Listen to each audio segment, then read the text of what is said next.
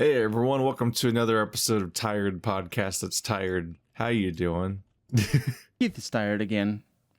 I stayed up too late watching Midnight Mass, and then somebody knocked on my door to wake me up with like a surprise kind of breakfast, and I was like, no, I'm not ready.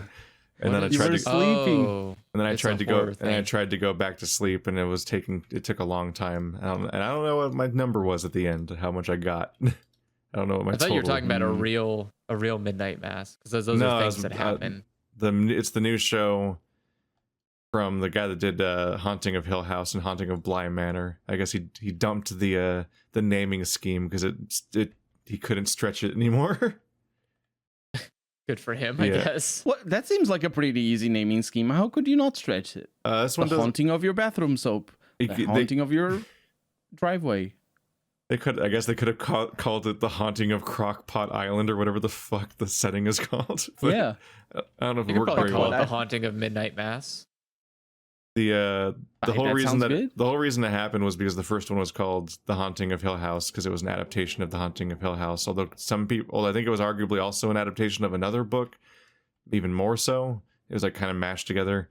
But The Haunting of Bly Manor just doesn't even in any way reflect the name of the thing that season 2 was adapting. It was adapting a completely different story that had not even a similar name. But they clearly wanted to because it once again took place at a mansion. They're like, oh, we'll use the same naming scheme as last season in our anthology, and then that'll keep people recognizing that it's like the next story from the same people. But this time it's just like it's just Midnight Mass. It didn't have ghosts? It doesn't. Yeah, it doesn't. As far as I've seen so far, it doesn't have any haunting in it. Wow. What? Well, that's why it's not called haunting in the place in the thing. It's got its own shit going on, but it's not a ghost story this time.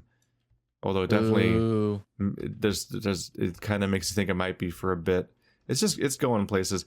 I'm actually having a good time with it, but I'm also like I can't tell if they're doing it on purpose, where the show is like so predictable that it feels like they're like it's not just foreshadowing or hints. It's like I feel like the show is just telling me what's gonna happen before it happens. Like it's so like I've been able to so blatantly guess what's going to happen next over and over again throughout the entire show from the beginning that I'm like taken aback by it.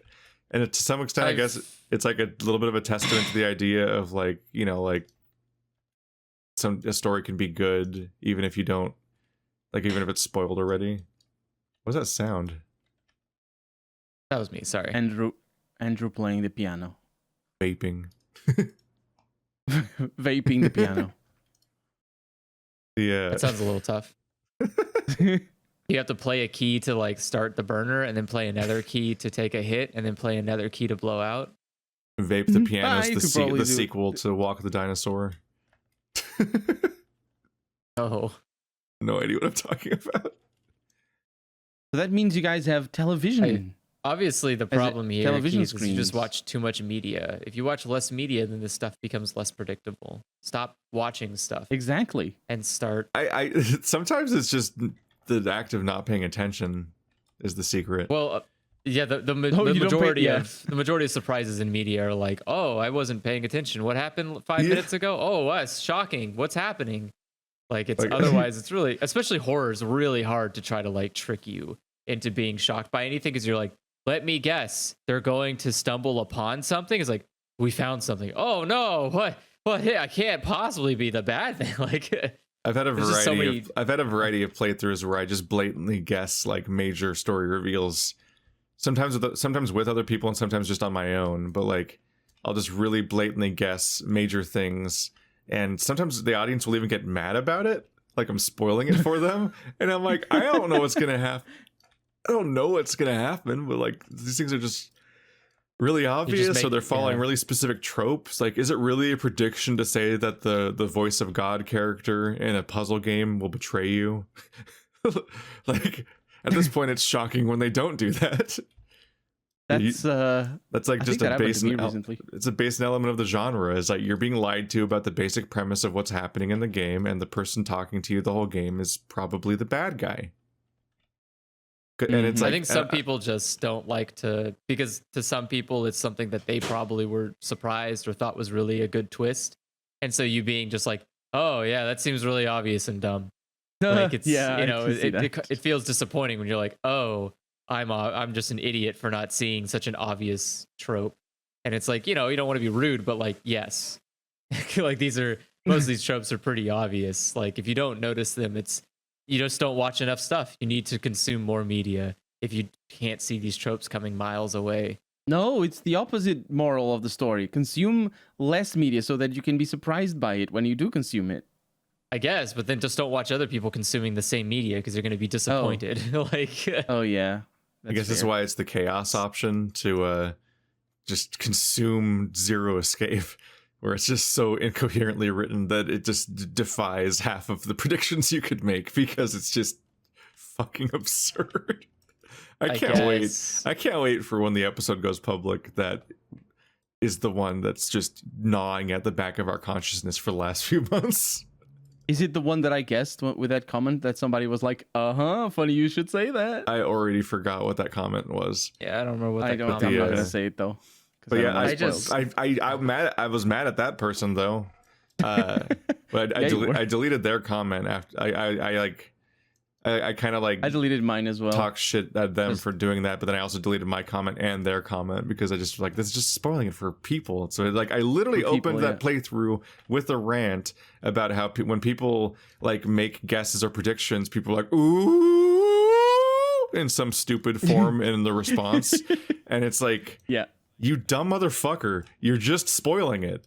Like even though you're not literally, even though you're not literally saying the words of the spoiler, reacting in a ooh or like side eye or like funny you should say that, elbow to the ribs, like reactions to like somebody saying something. You're just telling them what happens in the game by doing that. So like that person was just spoiling the game for you by responding like, and it's like literally in the playthrough where I opened with a rant about exactly that behavior being so stupid, and that's how quickly they forget. I'm like, I'm so fucking frustrated with that person and anyone that behaves that way. Fair, it was episode 20 something, so it's like it's been 20 something hours. No, it hasn't, because the whole series is only 22 episodes long. We're not there yet. Not episode 20 something? No. It's not been that far. It's like halfway through the playthrough and they're spoiling like the ending for you, probably. I don't remember what the fucking comment was now. There's obviously... it doesn't matter. Because it's Zero Escape and they never settle for having like a twist. It goes... It's just asinine. Like it's like, and here's the...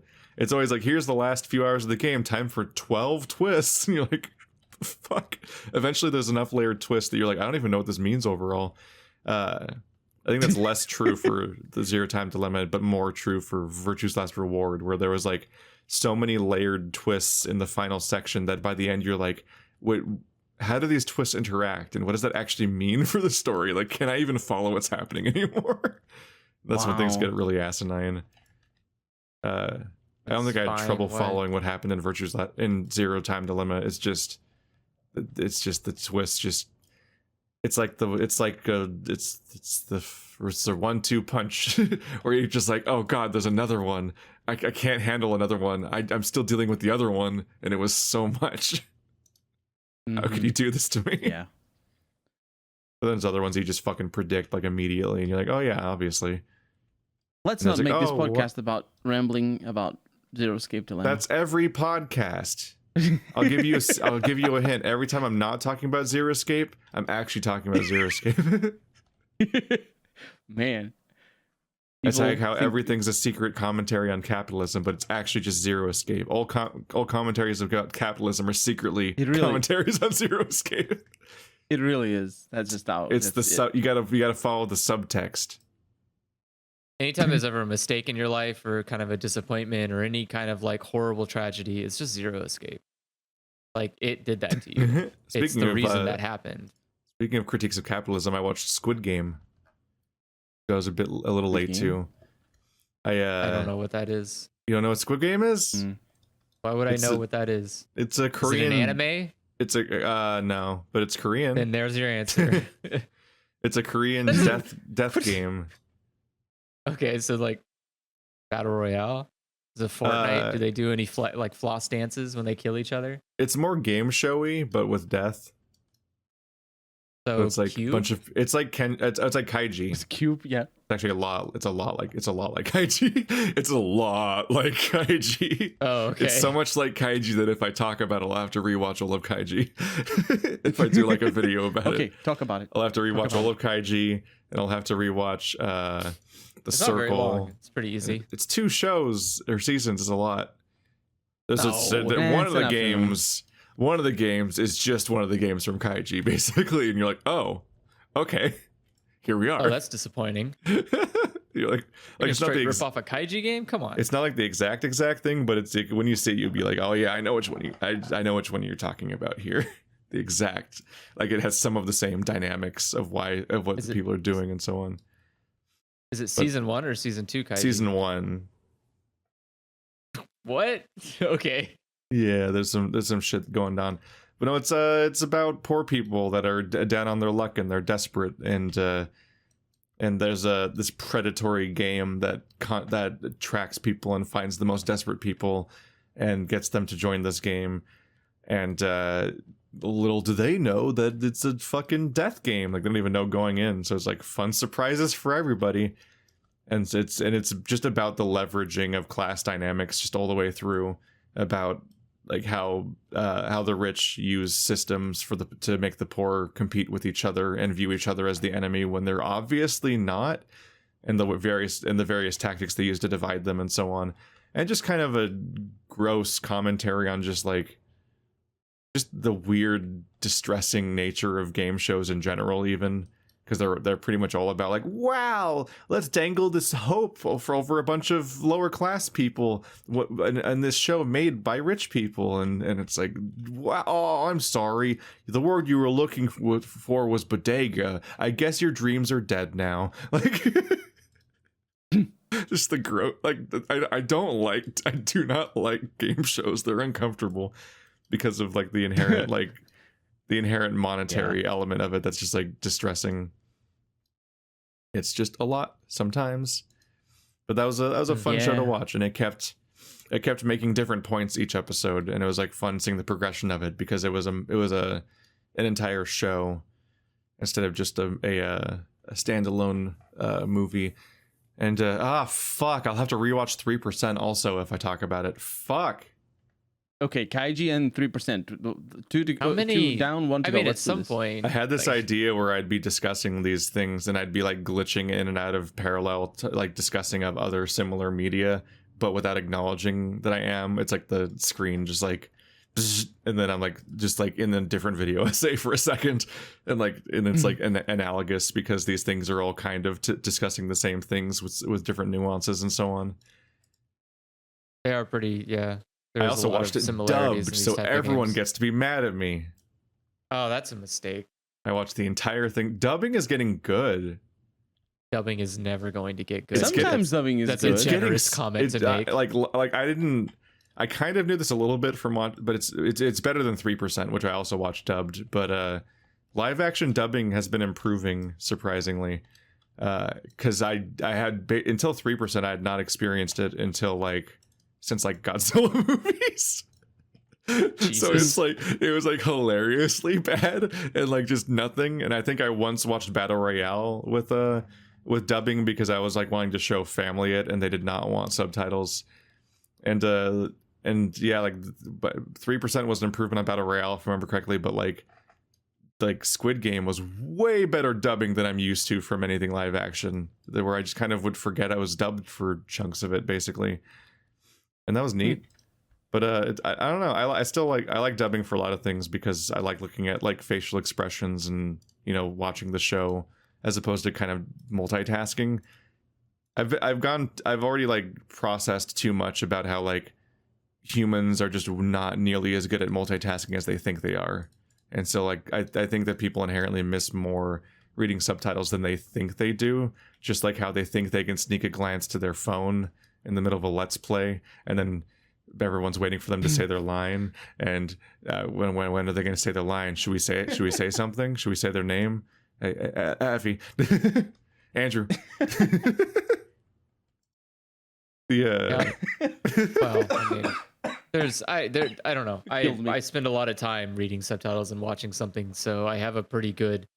I don't really struggle to do that. There are times where, if there's a lot of information happening on the screen, like sometimes there'll be like a lot of, like a cell phone or a computer Let's Play screen. stuff though, where like unless you're being judged the entire time, you have no way of knowing how much you are and aren't missing. I guess. Yeah. I mean, it's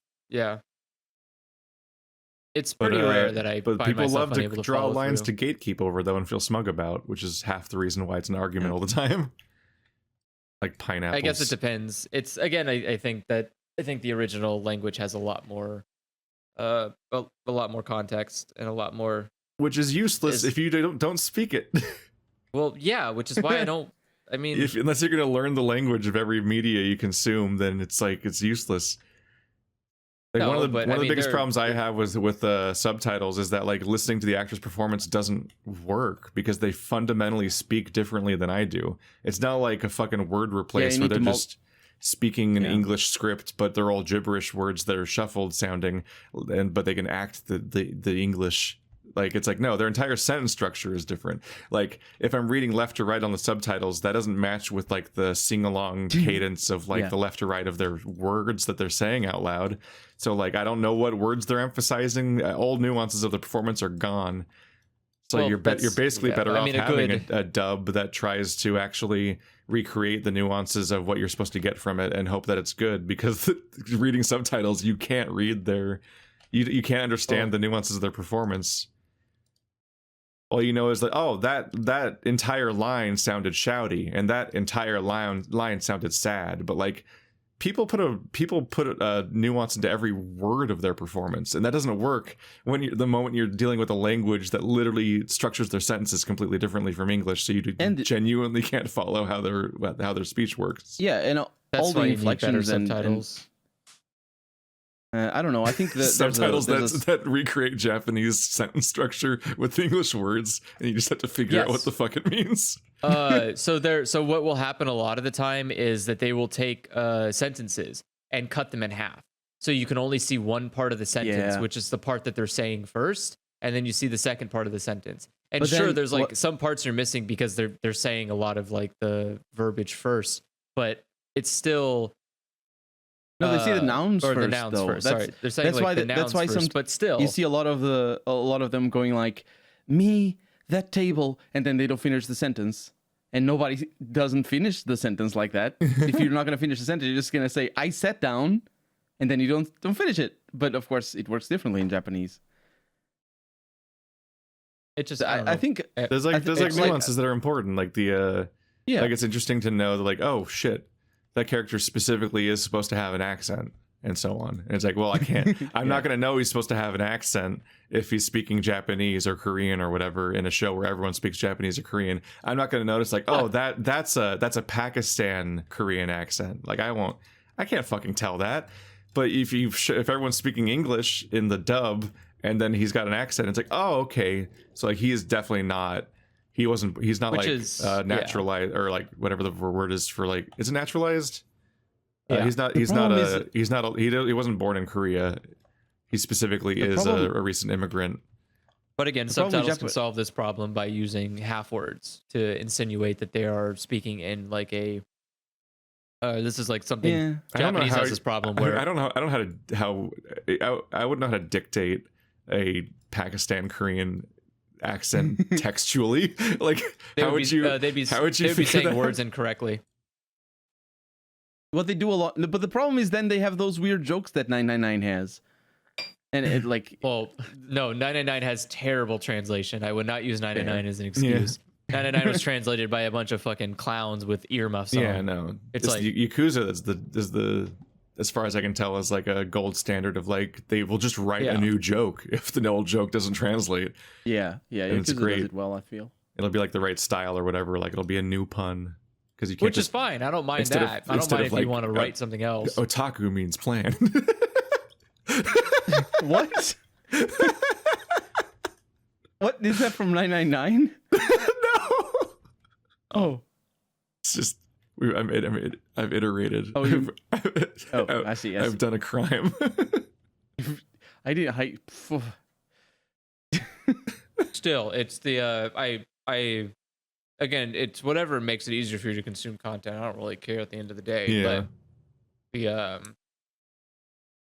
even if it's a language I don't understand, I always trust subtitles more. I always try to watch it subtitled because I trust that more. No matter what, there's just nuances you will just never get unless you just like find some Twitter thread or video essay that explains the thing that you could never understand. Like how there's one character that's a refugee from North Korea in the South Korean show, and both the subtitles and the dub will in no way convey the fact that apparently she speaks with a North Korean accent, but she specifically only speaks that way around her brother in like the orphanage scenes, but then in all the but she hides her accent throughout the rest of the show when she's around all the South Korean characters. And it's like, all right, well, that's not that'll never translate. Like, there's no way to fucking know that. Not unless you want to like pull one of those anime moves where everyone speaks like with a like we're gonna make these characters arbitrarily speak like in a Texan accent, and like, oh, she's not speaking with her Texan accent. She must be hiding her accent, which is the thing that some anime does. Yeah. Yeah. Like Phoenix yes Wright. And no. So like, Japanese actually has different accents. Different prefectures have different accents. I understand that. But my point is that that was my example. Actually, that's what I'm talking about. But listeners won't be able to tell. Like most listeners won't be able to tell that unless you're like really deep down the fucking iceberg at some point. That's why. But you'll have like stuff like Phoenix Wright. Yeah. Like I think the lady with the fro like speaks in a different prefecture's accent, and that's like the point. But there's like she's Southern in the English dub of Phoenix Wright because they're trying to give you the feel of her being from somewhere else, but without trying to be like, here's a giant asterisk and we got to explain she's actually from Hokkaido or whatever the fuck. And there's like there's context here that we have to explain for 30 minutes before you get, and then most people will skip it. And then you even if you explain that, then you're like, wait, the Hokkaido exists in the world of Phoenix Wright? Yeah. What is this? The Phoenix Wright setting is confusing. There's something's going on real, there. Is it? Well, doesn't Phoenix Wright take place in Japan? Does it? I don't know. There's so much American stuff. It feels like pretty sure Phoenix Wright takes place in. I think it takes place in Japan, but in the translation, it takes place in America, and they just like file the serial numbers off, which leads to that incredible. Awkward zombie joke of like, eat your hamburgers, Apollo, and they're like sitting at the American tonkatsu in their robes, and they have like rice balls or something, and then like, eat your hamburgers, Apollo. I fucking love that comic so much. I remember that. Oh my god. Which is funny because like, I don't know. That DLC was weird though. The DLC was right? So long. Yeah. The one where this American setting has like this she's a sushi door-to-door bento person, and you're like, what? All right. Yeah. I mean, they can't change the art much, so it's just gonna be a sushi themed character in this totally not in Japan game. And the Japanese version, it's just a town in Japan, where in English it's in Los Angeles. It's really funny. Which is I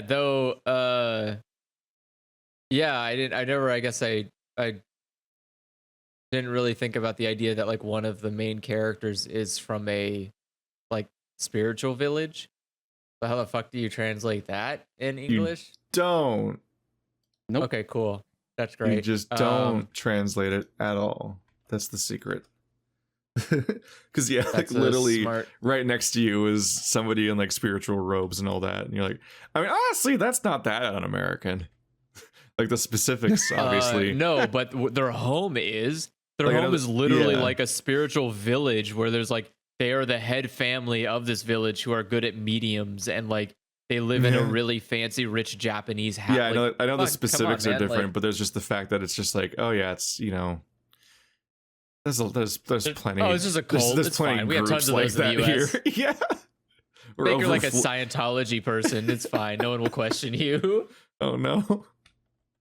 Los Angeles, right? It's just part of Scientology. It's fine. Is Scientology more of a thing in Los Angeles? I mean, it's probably it's where all the money is. Oh, fair. It's pretty blatantly just a grift to just sap money from people, and like, oh, where can we find the richest people to grift? It's like, oh, well, there's just rich people here. Is it a grift? I thought it was just like a tax scheme. Well, that's a grift, right? The tax dodging operation is still a grift, especially if people are putting time in it. I mean, there's like fucked up stories about like indoctrination shit on a boat and like not being able to leave and stuff like that. That sounds but those are regular people. Yeah, but it's like it's beyond like just being like a we're just kind of cosplaying as a thing and using the benefits or whatever, or it's definitely not like the Church of Satanism, which people struggle to understand does not worship Satan because they don't believe in Satan. That's not what Satanism is. Satanism does believe in the Church of Satan. They're not Satanists. Wait, they're the Church of Satan. The Church of Satan aren't Satanists? No. No, I'm not too informed, so yeah. They're from my understanding, from what I've heard, they're basically just a progressive organization that like masquerades as a religious order or something. Stephanie would talk about it for a long time. I'll give you a handy reference link or a reference sheet. There you go. Thank you. Educate yourself. That's a lot of Z's. Yeah, it's also the kids' quick reference guide to Satanism. We're saying all the words today. This is going to be a super demonetized YouTube doesn't episode. care about that. We haven't said the word. Did you see? Calm Speaking down. of the word, Don't have a gamer moment. I'm gonna do it. I'm gonna be a gamer, guys. I'm gonna have a gamer moment. Did you see how YouTube is now apparently gonna ban all content that is from gamers? Finally, thank God, peace will restore to the internet. No, I should look it up and just say it outright. It's all misinformation about COVID. I think it's anti-vax in general. Yeah, that stuff makes me nervous. Are they really? It's only not because of like the goal, but because like it's going to be done algorithmically, and you just know someone's channel is going to get like deleted. They're like, what? My problem is that the big channels wait a that second. are actually. That can't be right. It's 2021. That means they've let this information go around for like 2 years without being contested. Is that safe? I think that might have been too late now. I think they've kind of been too late. Just the announcement that their algorithm is going to like try to in any way like moderate COVID misinformation the same week that like fucking I can't believe you've done this was taken down for like violence or whatever is like makes me fucking nervous. I'm like, I don't know what happened there. What is the I can't believe you've done this? There's just some old meme video where I don't even remember the fucking video that well anymore, but I just remember the reaction was the guy being like, I can't believe you've done this. And it's just like a silly short, I think it's a short video, like less than a minute or something. I don't remember. Yeah, it's like a skit, just like a short skit. And it's video. Like, it's just a really old video at this point that people just know. And it was taken down this weekend, I believe, for violent content. Yes. It's just like... And it was appealed and still failed. It's just a big old case of what the fuck. But apparently, they appealed it and it was still... And then it was rejected, which just, once again, just reminds you that, like, nobody actually looks at your appeals on YouTube. It's just another layer of bot or something. Like, I don't know what the fuck. The fancier version of it. Well, it goes through a funnel. Yeah, it says you get flagged by a robot. You say, this isn't right. And another robot goes, no, I think that robot's right. And then you can go, all right, I swear to God, this robot, like, if this video is flagged, then I'm taking it to the head honcho. And the head honcho goes, I'm also a robot. Yeah. Or it's like it's like a computer bank in India of like overworked people that just kind of glance at it and be like, I don't know, probably. And they just have a gut reaction without looking at that much into your content as somebody that like just has to process a billion videos. Tell me when it was the last time that you heard of a Joe Rogan video being taken down, and then. I mean, Joe Rogan's not on YouTube, really. He is. Kind of. They upload like some highlights or whatever, but like he moved on to Spotify like a while ago. That was the big story. I know. Spotify bought him out. So they just upload highlights to YouTube every now and then. Basically, just as an ad to go to his Spotify. Mm-hmm. Man, imagine paying money for that guy. Yeah. Or I remember I listened to his podcast in like 2012 or something when I was in college. Like I tried it because it was just popular, and I was like, oh, it's the Fear Factor guy. Let's try that guy out or whatever. Because I was just like in my podcast awakening or whatever, and filling more and more time for my commute. And part of it was funny that he was just like the first person that I knew that had a lot of ads for like sex products and things. And it was like back and forth between like a masturbatory aids and like brain fixing, like brain super pills, like that kind of shit where people are like, oh, it's my, oh my God, my pill. It's the pill that makes you really smart, or there's a word for it. Nootropics, like the fucking nootropics ads that are just like brain homeopathy. So he's like back and forth rapidly between those. That was every ad was like masturbatory aids and those, and it's like I wonder what his audience might be like. But the episodes weren't very good, so I only listened to like 2. Why is it called masturbatory aids? They're sex toys.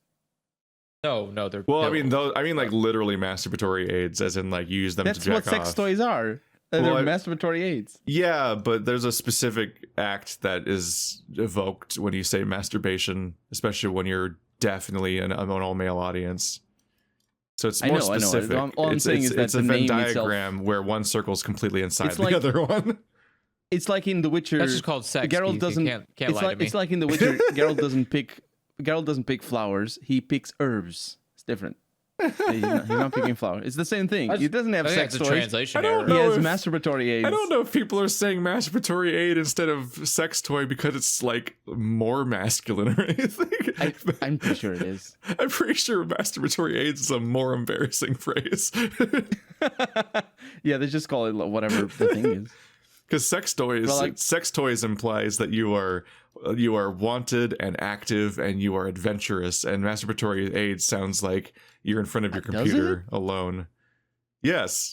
When you type in masturbatory aids, it just comes up with sex toys as the first result. I'm not gonna type in that. So I think they what? Oh, right. Like the internet's gonna judge me at this point. Like it's good luck. Not about judging. It's not about judging. It's just I don't want the suggestions that come out. Don't you want more correct? You don't want your Facebook to be full of like special ads. Facebook, yeah. I don't have any ads in my internet, so I don't know what I can think. I block a lot of ads as well. Yeah, I don't remember the last time I saw an ad. I think it was probably like on accident. There's a special adventure you can go on when you're on Twitter where you just keep blocking every ad one by one. And I do that all the time. Yeah, but like it'll still serve you ads, but it'll just get more and more weird. They're gonna be completely promoting the tweets with one like. Yeah, you start getting ads that are just more and more like esoteric and strange because like every single ad that like has real money behind it, you've already blocked all of those companies. So you're not getting any Ritz crackers, so now it's time for some weird shit. That's the real end game of Twitter. When all of your the ads final boss is when you've blocked the final ad. Twitter has been better. I think they made the interface a little bit better for ads recently, because it used to be that the promoted bit showed up at the bottom of the tweet rather than at the top, and now it shows up at the top. It shows promoted right at the top. So it's really easy for you not to actually look at promoted tweets if you just see the promoted and you're immediately drawn to the block button. But it used to be. Do you scroll? I scroll in the opposite direction on Twitter. Oh, I scroll down. I'm always scrolling up, like I'm catching up or something. Either way, it doesn't matter much because it just will randomly skip at one point, and you'll you'll be like, where was I? And then that's why I scroll down. Yeah. It also will do that bullshit where instead of being, it'll just start looping the same tweets over and over again. Like, are you sure you don't want to interact with that one? It's like, no, I already saw it. The fuck? No, it'll loop even if you interact with them. That's the thing. It'll just show tweets that are already liked. Because I don't follow that many There's also people. like part of me that kind of still wants to look at a tweet after I've interacted with it, but like the moment you interact with a tweet and then hit the back button to like go back to your timeline, it's the same timeline, but you literally watch that tweet disappear. And it's like, wait, this is gone. But that was the stuff I liked. What if I wanted to look at the picture again or something, like whatever the fuck? Yep. Like it'll just take it away because you responded to it, and it just decides that means that it does. You shouldn't have it in your life anymore. Twitter's a weird platform. We got all of we wanted from you. What I was gonna say is that after a while, when Twitter would just point to promoted bit at the bottom instead of the top, after a while I developed this sixth sense where I'm just scrolling through my timeline, and then I see this tweet, and I'm like, promoted alert. That's it. And I look at the bottom, promoted, and it happened every time. Every time I see some, I like it. There was a point where I just could tell every time, no problem. And Twitter would never fool me. And these days, it just gave up, and still they tell me outright. Should be as obvious as possible. Otherwise, it's just fucking weird.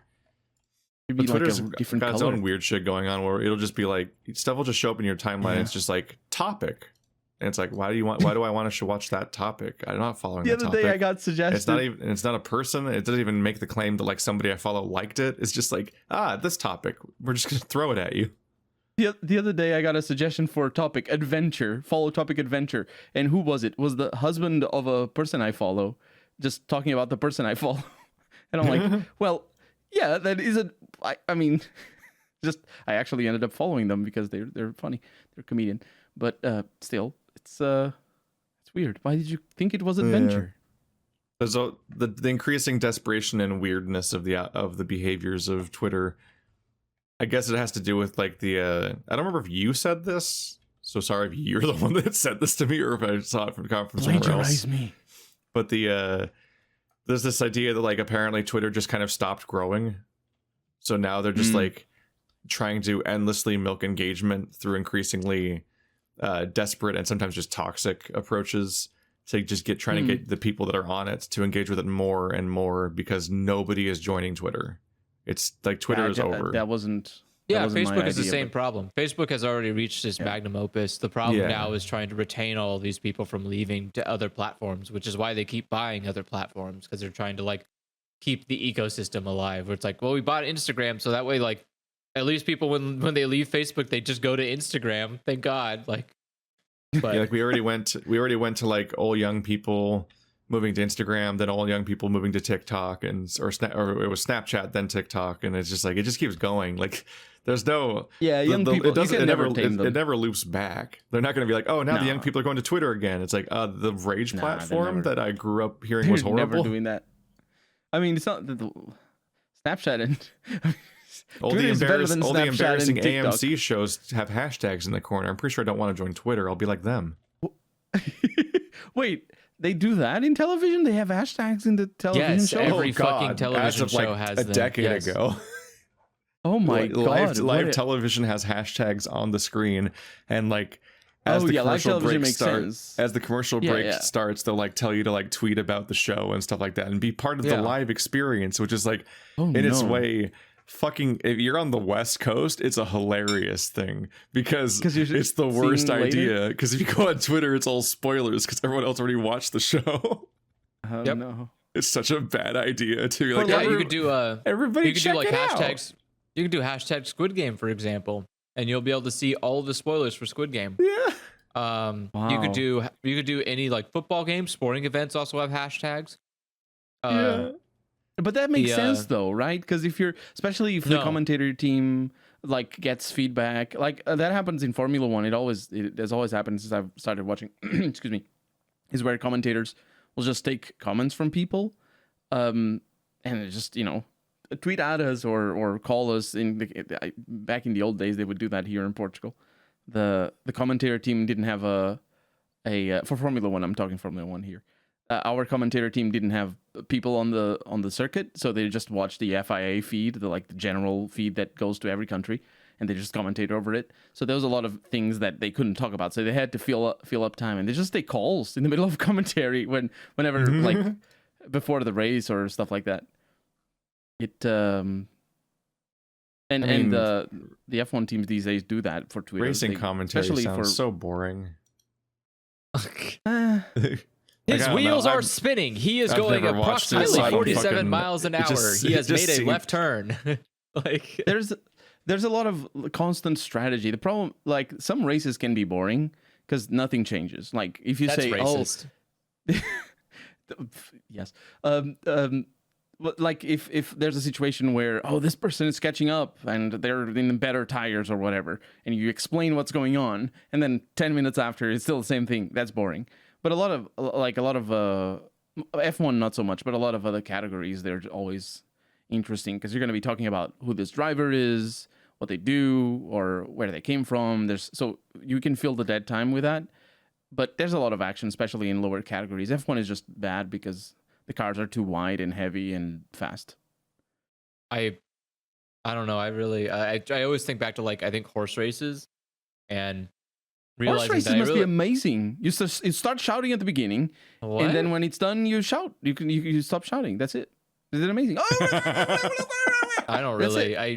I don't pay attention to anything. Nobody understands anything you're saying, or is paying attention. Exactly. So with horse races, all that matters is the outcome. It doesn't matter what's happening during the race. It doesn't matter before the race. Nothing matters except for the outcome.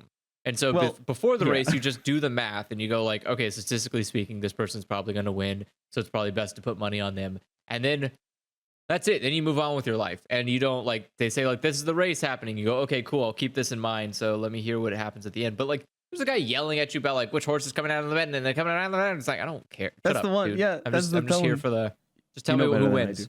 Wake me up. I don't think horse racing is a fantastic sport because I think it's until you hear about how they treat the horses. Oh no, it's terrible. It's awful. Absolutely. But it's just it's basically this only conversation propped is up by very gambling. funny because you guys haven't watched Squid Game. Oh, is there horse race betting in there? Probably. I mean, that's probably. Well, it opens with a horse race as for theming for obvious reasons. Oh yeah. And then you're so horse racing is a great sport as long as you don't think about how they treat the horses. And I'm no, I was gonna say it's there it is. That's Squid Game. That's I was gonna say you're just quoting Squid Game up, practically. It's only propped up by gambling. Stole that. Thank you very much. It's really funny. Because I was going to say that I want my royalties. I'm not. Yeah, I mean, I'm not saying any of his original ideas. Squid Game's so it's standing on the shoulders of an entire genre, but it was just this is so weirdly specific. Yeah, just got there organically with no prompting from the person that actually watched the show to just end up talking about it on accident. I don't know. It's funny. Sports commentary is always funny to me. It's always it feels like it was a lot more necessary back in radio days, where it's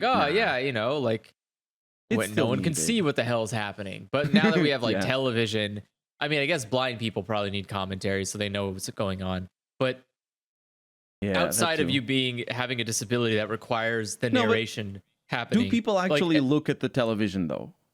Even for it doesn't matter what sport it is. I think a lot of people consume sports the way they consume Let's Plays, which is that they just multitask the whole time and then they look at the screen when something exciting sounding happens. I do that absolutely. IMSA Racing is a fantastic channel on YouTube. You go and watch them. Just waiting for us to raise our voices. You're not supposed to watch the sports. It's hours and hours of all online. You can just watch cars go around all day. And it's just the sounds of motors in the background as you program or do whatever. We spend way too much money as taxpayers to make these giant, audacious, fucking hideous stadiums to fit all of these dumb people in them. And you're telling me people don't watch the fucking game? What's the point? You're just going to make a stupid football field in the back of a goddamn stadium. I imagine the people in the stadium watch more than the people on TV. They probably are for. Oh God, I hope so. But most of the people are watching on TV. Yeah, on TV you're having dinner or talking with your friends, or TV is a better way to experience most sports because in the stadium you can't see shit. Well, that's also true, but you're why? Just there to know that you were there. It's like watching it's like being at a concert instead of watching a music video. Do you really think that, Keith? To an extent, yeah. It's really hard to see a lot of sports in a stadium compared to via the cameras. I've only been to stadium, to football stadium. I mean, soccer, whatever. a couple of times. So like a real proper big league. I mean, if you're watching football. baseball, you have to be told whether or not they caught it. It's a but in little football, ball. it's It's way easy. the fuck over there. How the fuck can So, you see like, it? Football is easier, I think, in person. And then you got I these think you can see races better. where you just can't see most of the course. One of the Oh, the funniest races one. are One of the definitely- funniest things is every form of like country race where it's like you just see like a turn. Country race. You mean like cycling? Those are the worst. Or like- It's just- or like it's motor- like 200 like, 200 There's also like kilometers there's of a also race. like car and motorcycle races that are on paths instead of in they're like in NASCAR or wooded whatever. areas, and you're like, And all right, it's like bye. you just hang out. Rally is to cool. Hear the big Yeah. vroom at one turn, and then I don't know, And get rocks thrown at you your get told face. via like a newsletter a week later who won. Yeah. because you sure as fuck Or aren't just going to check- see it in person. You check it on your phone. It's fine. Rally So watching you're is fun. So most of it's just you not being there. Yeah, but like you see the cars it's up close. It's a though. tool assisted speed watch. It's easy to underestimate just how little everything is on television. Even if you have a huge ass What? television, yeah, everything is small. Like in person, it's just enormous. Everything is right there. You mean like how Like- big the well, it's room is and stuff? It's a car. It's not good. Yeah, It's not like like a clown car. I don't think No, no, like it's a what I'm bunch saying- of like. No, what I'm saying is like the impact it has on you. I think I started talking about football specifically because I really Well, saw. that's the thing a is like big people go to difference. concerts and watch sports for like a series of emotional feelings that are That too. beyond the That too. actual observing of the Well, sport. I mean, there are some times that like in a concert, Yeah. for example, you get a performance on top of the music that you wouldn't get just listening to the music. I guess you could technically watch a music performance concert if they have that, if they've recorded that concert. But literally every fucking football game's recorded. Every football game has Yeah, like but I think 7, in person, 8, 9 fucking cameras. One of them just flies across the fucking field while the They ball's even, running. They Like, even you draw can- you can- lines. I was really impressed the first time I Yeah. noticed that they have like CG now in like sports They that like do. help Yeah, communicate yeah, information. Like oh here's Yeah. the here's the whatever the fuck line that it's called that everyone's going to group at in the football. offside, off I don't game. know what football whatever. is. Yeah. And I mean our football. Oh, that one I have no There's idea. like a how you do line that. American that's football. like where everyone's going to gather. It's like where the ball dropped last round or It's whatever. Touchdown. the start- That's what it is. Yeah, It's not a the start. touchdown. I know that's not. I know enough to know that that's wrong. I believe that's the don't know. starting line. Is That's this what they called the call it. starting line? Yeah. You're talking about where they all crouch over and they're like, Yeah, it's where every play starts. yeah, that's the starting line. Because it's where the last play stopped because the ball hit there. It's And there's just stuff like that. yeah, it shows you where like first downs Yeah. are. It shows you like which side. So they'll do CGI for the actual goal, and they'll tell you like which goal belongs to which team, and they'll show like which side they're from. It's a lot better to watch on TV. Like watching football live is I just not a disagree. fun experience. I mean, maybe not American sorry. football. American but football is soccer. not fun to watch live. It's way more fun to watch on a television then you because you have get way the more popcorn. information. You Watching could get popcorn. popcorn at home. You could get better and cheaper hot dogs at home. I'm telling you right now, there's I nothing a want the stadium authentic offers you. experience of paying a nightmarish, cartoonish, How much money? seemingly How much money is a popcorn? false amount of money for stadium food. So yeah, so stadium food is always it's going like to be movie like theater food, but yeah, worse. it's like movie, yeah. which is impossible. Because They'll sell movie you like a theaters hot dog for like $8, and it's stupid. $8 like a fuck hot off. dog. Yes, because Yeah. how do you Oh think they make their money? God. They're not making their money any other way except you buying stupid concessions. It's fucking garbage. No one. I hate That's stadiums. They're incredible. dumb. They're a huge waste of money. Just like make people go play football in the middle of a field somewhere. I don't give a shit. Just Those get were it out the of here. days. Those were the days. God. Well, It's, yeah. I wish we food- could go back. It's so fucking expensive to get food at any venue, concert or sport or theater. And where it's just like the worst part you're is like- that, you always like ask for like two things, like a bag of candy and like a soda or like a popcorn or a hot dog or something, and then the $20. fucking price is like $20 at the theater. Yeah. And you're like, who the fuck Jesus are you? Disney really raked you guys out, huh? Jesus Christ. Like, and at least theaters are nice because theaters you can definitely just sneak food in, but stadiums are a lot harder to sneak food in. They usually have like Why? actual checkpoints because they have checkpoints. because that's everything changed in fucking history in the 2000s. So everything sucks now. Like every time you go to a concert, anytime you go to I'm saying like concerts, stadiums, all that stuff has checkpoints, security checkpoints, and they like make sure you don't bring anything, no food, no water, no clothes half the time, and like just keep it all out. And so, a movie theater doesn't give a shit. A movie theater's like, look, please come in here. God, just somebody show up here for fucking sake. I don't care what you do. Just they're take more desperate than ever desperate before. now. Yeah, they're like, you could bring a whole fucking McDonald's in. I don't give a shit. Just come watch a movie, please. So like, movie theaters don't hassle you if you bring stuff in. But I'm always a little surprised stadiums, that they never introduced like scanning things for your tickets on the doors for getting in the sure theater. They don't do wouldn't that go in anymore. US? I'll steal a goddamn movie ticket before I Oh. pay reasonable prices for movie tickets. Who the hell are They you? do that here in Europe. They scan the ticket. You put the ticket in the machine and that's it. Oh, that actually happens? Yeah, in the United States, as far as I've ever seen, there's at most like there's the concessions room, and then there's the opening to where all the theaters are, and there's like one teenager that's like will like glance at your ticket and be like, oh yeah, go left or whatever.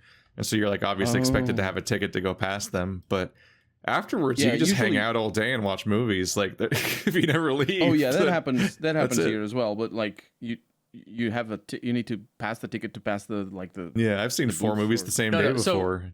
So there is a person. So once you get into the movie, the secret is the bathrooms on that side of the ticket checker. So yeah, exactly. Yeah, so the idea here is like you can't just walk into the movie theater. You have to have a ticket to get past the initial gate.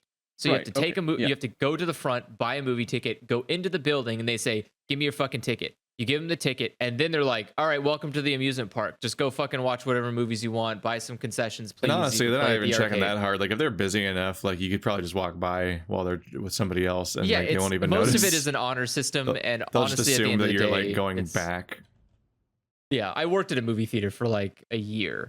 and no one's paid enough to care.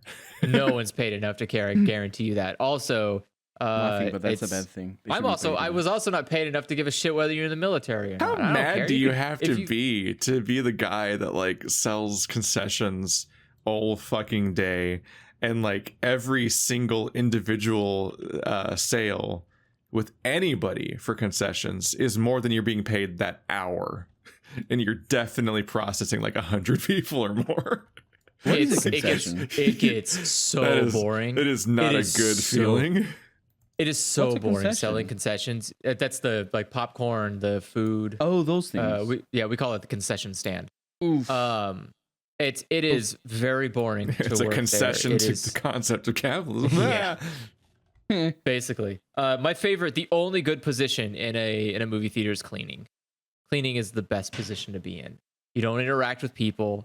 You just get to sit there, mind your own business, clean your stuff up. Wait for and- various movies to empty. Yeah, you just get to sit there and watch the end of a bunch of movies because you're just waiting for movies to end, and so you get to know how a lot of movies end, so you could like ruin someone's day by spoiling it. I It's remember it's reading great. people What's really the movie mad you about can Marvel tell- movies because they make everyone the Marvel movies lead to everyone Yes. staying after the credits, and It they're like, we just want to sucks. clean the fucking room, and you're not leaving. That's why they started doing so. Okay, so before Marvel came into existence and ruined everything, movies just like ended, and you would get up and you would leave the moment you see the credits going because no one wants to read the Yeah. credits because no one cares about what the work you did. And so you can check it up on then- IMDb. Yeah, and so then Marvel came along and said, you know, it'd be really funny if we tricked people into watching credits. And The then had longest them watch credits something. ever, too. Yeah. By the way, longest credits ever. We tricked them into watching credits, and they can watch a little thing that we filmed at the end of the movie where none of the actors actually give a shit. And people care Isn't it about like that a a- lot. isn't It got it so like a- bad that movies now, if you go to a movie theater, you will know if it has an end credit scene because they'll turn the fucking lights on when it doesn't. They turn the lights on to get you to recognize, get the fuck out of the movie theater. We don't want you here anymore. Leave. Because if they turn the lights on, that can disrupt your ability to watch the movie, which would only happen if there's nothing left to watch. last I time I was talking saw- about how like we've hit the level where now it's like you sit in that fucking theater for so long that you have like the like bars closed moment essentially where you all the credits finally dry up, the last fucking scene airs, and then the lights turn on and you're like, oh, I'm still here. Oh no. You know what? I did that for The Lord of the Rings Return of the King. I watched it on opening night, and I stood there until the very last credit, and it did like a weird thingamajig at the end. It's like sitting in a theater for so long that like it gives you the Netflix pop-up of like, are you still here? And you're like, stop asking me. You're making me feel bad about myself. Movies. Kids these days don't know what movies are. They only know that Quibi. It's from the before times.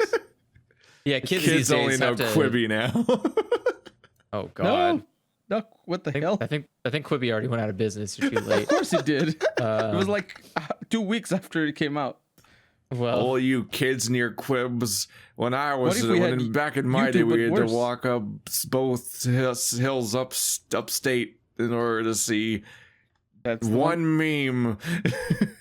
And you've got your Quibbies now. I would ask my grandmother to bring one meme or two from the summer camp. That my I'm definitely. grandmother- I mean, I definitely will tell children absolute lies about how to access the internet back in the day. Yeah. Oh yeah. Like definitely gonna lie about that. Like back in the day, in order to get the internet, we used to have to like beat the shit out of the local hog and get him to run fast enough to get the DSL to like That's to not get the even DSL unbelievable. to send. It is kind of unbelievable, the idea that everyone in the village goes and beats a hog to get internet. It's not even unbelievable stuff. Like we had to write a letter to the president, and he would send us a tape, and then we'd put the tape in that was our trash AOL compactor. install disk.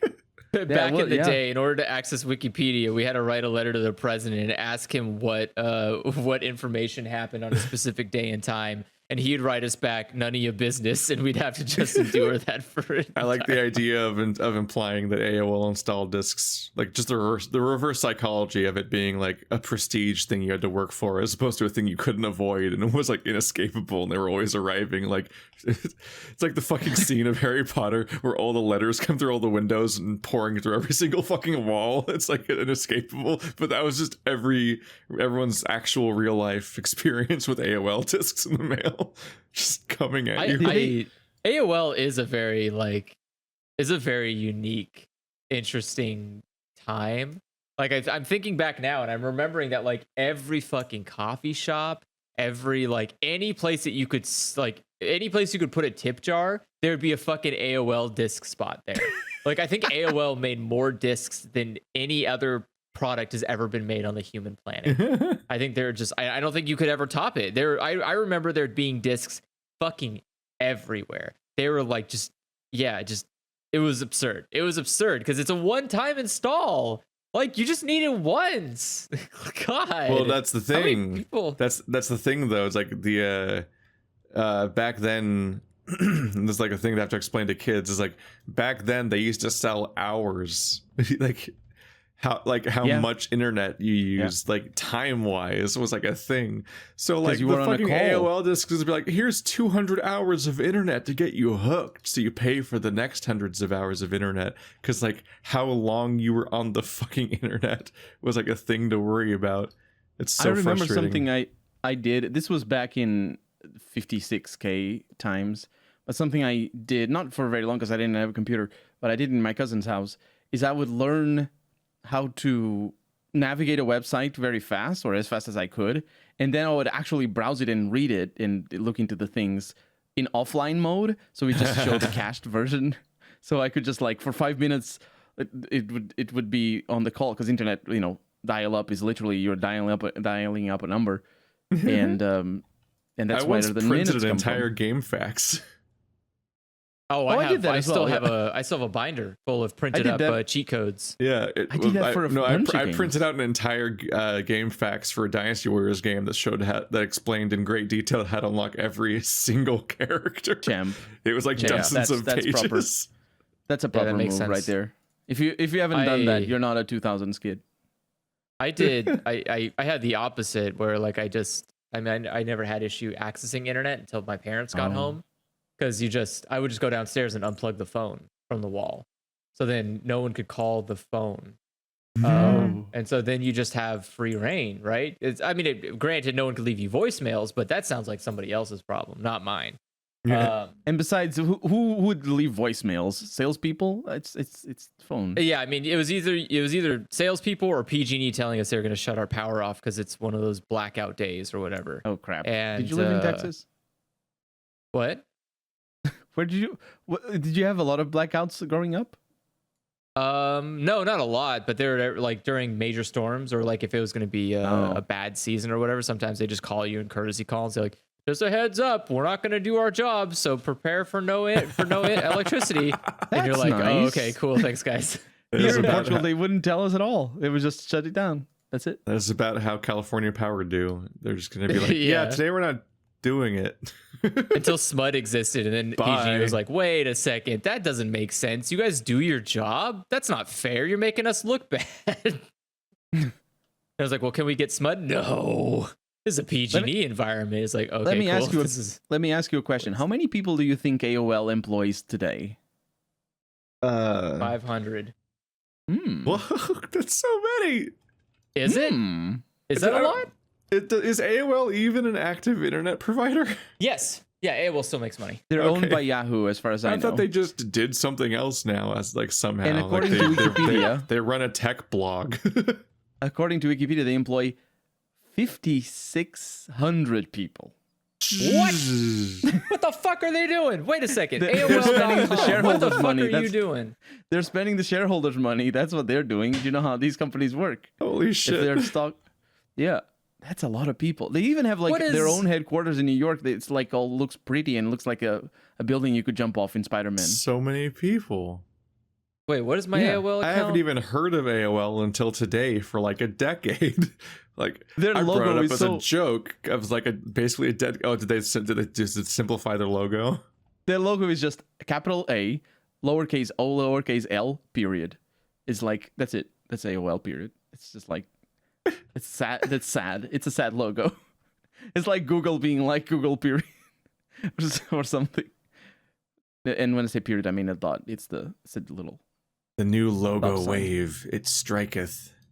It's one of those things where it's like it can be it can like be like mildly annoying from time to time, but at the same time it's just like, boy, it doesn't fucking matter. I could not get over the fact that Bandai Namco's new logo was viral on Twitter. It was like trending, and it's like, who gives a fuck? Who gives this much of a fuck? Is today just a slow day? Was there no one to burn today? Like there was no like sinner to burn down, so everyone's just mad that Bandai Namco. When was this? Like it was like this weekend or something, I think. Really? Or it's like this week. It just says Bandai Namco, but with a pink rectangle around it. I mean, fucking credit where credit's due. It still says Bandai Namco. It doesn't say like Jamba. They didn't like chop half the words off to be Duncan or Jamba. That's a weird move. The shapes of the Bandai Namco logo, the old one anyway, they were pretty distinctive. Instead of being two fidget spinners that are yellow and orange overlapping each other, it's now just a pink rectangle around their name. Yeah, it looks like a subsection of where are a you seeing GameSpot this? I'm not blog. seeing this. I just see the two fidget spinners. Well, I know. The Wikipedia hasn't been updated. Search better. I believe in you. I'm sure you can find it. What is that? What is? Oh my god, that's their new logo. What happened? Wait a second. Who did they fire to get that? Who did they fire to get that? The lettering is not even the same. They rounded out the letters, so now they look like Century Gothic or something. This looks awful. This looks like a fucking really bad television network channel. Am I looking at like Lifetime television? What is this? Why does this look like shit? The discussion. Like, no, we don't need to. I know a little bit of design. I think one of the more popular takeaways was the idea that it looks like a blog logo. Yeah, that's what I thought as well. It looks like a subsection of GameSpot. Yeah, it's like a tech blog or something that's going to talk about why the fucking Cyberpunk boobs aren't booby enough or something. Oh, no, it's Bravo. That's who I was thinking of. They stole the Bravo logo. Bravo. Right? I mean, so there you go. And then... Nah, I don't know what Bravo is. Oh, you're posting... It's a television channel. This is a television channel in the United States. But, nah, it's very different. It's very different. Nah, it's pretty much the same. Just it's a text bubble. It's a speech bubble with our name in it. All right, speech cool. bubbles really original, guys. don't constitute a logo. I mean, they don't. That's just someone saying your company. I don't know. That just looks. I just feel bad. It doesn't. I feel bad that someone probably offered that design as a joke and they went with it. They're like, oh no, that's not the one I wanted you to go with. No, guys. You can bet whatever you like that any logo for any big company is one out of hundreds and hundreds of like just random things that designers throw and then get chosen through. What's that thing where they get a bunch of people to talk about the thing? Focus groups. That's the one. And then goes the committee and just like, that one over there is the new logo. That's the one I spent 5 minutes on that day that I was feeling bad. Doesn't matter. My depression logo is now my legacy. Oh no! Like the logo of my the company. That's the guy who designed Lugia for Pokemon. I want to leave I want to climb this company and I want to leave my mark on it. And really change it, and then like monkey paw curls, and it's like, you're the guy that makes the pink logo. That's all you ever accomplished at this company. The logo of the company that I quit this week was done like that in 2 minutes. My boss was trying to come up with a logo himself, and he just kept thinking of like, interpretative logos where he came up with a meaning behind the logo and things. And I'm like, you're just wasting, like, why are you trying to come up with a logo that means something? Just shapes is what you want, something that is different, and the people know the name, and that's it, because we're a small company, it doesn't matter. And then I just literally drew a rounded square, tilted a little, lowercase initial of the company, and that's it. That's the logo right there. And I was just showing it as an example. He said, that's the one. And for 10 years, it's been the company's logo. Something I was just shouting at him for being thick. Meanwhile, our logo has big, like, 1998, like, a lot of effort to look low effort energy. Whereas like people would have their hair look all carefully muscled up, where it's like I just woke up this way, but it's like I spent 3 hours in the mirror.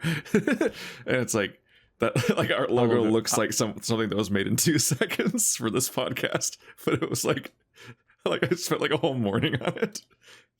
I like our logo. It's a style. And there was a back and forth as well, and we chose things. Became a big fan of the fucking chalk. What do you call it? The chalk brush and GIMP. it's easy for kids to write on their pavement and trick other people into watching.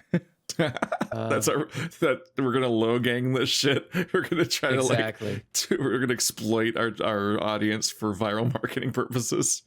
Perfect. Do you hear that, audience? You're all kids and ruin their just terrorize their teachers by writing fucking low gang or some shit in permanent marker on their fucking whiteboards. Get expelled. Kids shouldn't be listening to our podcast.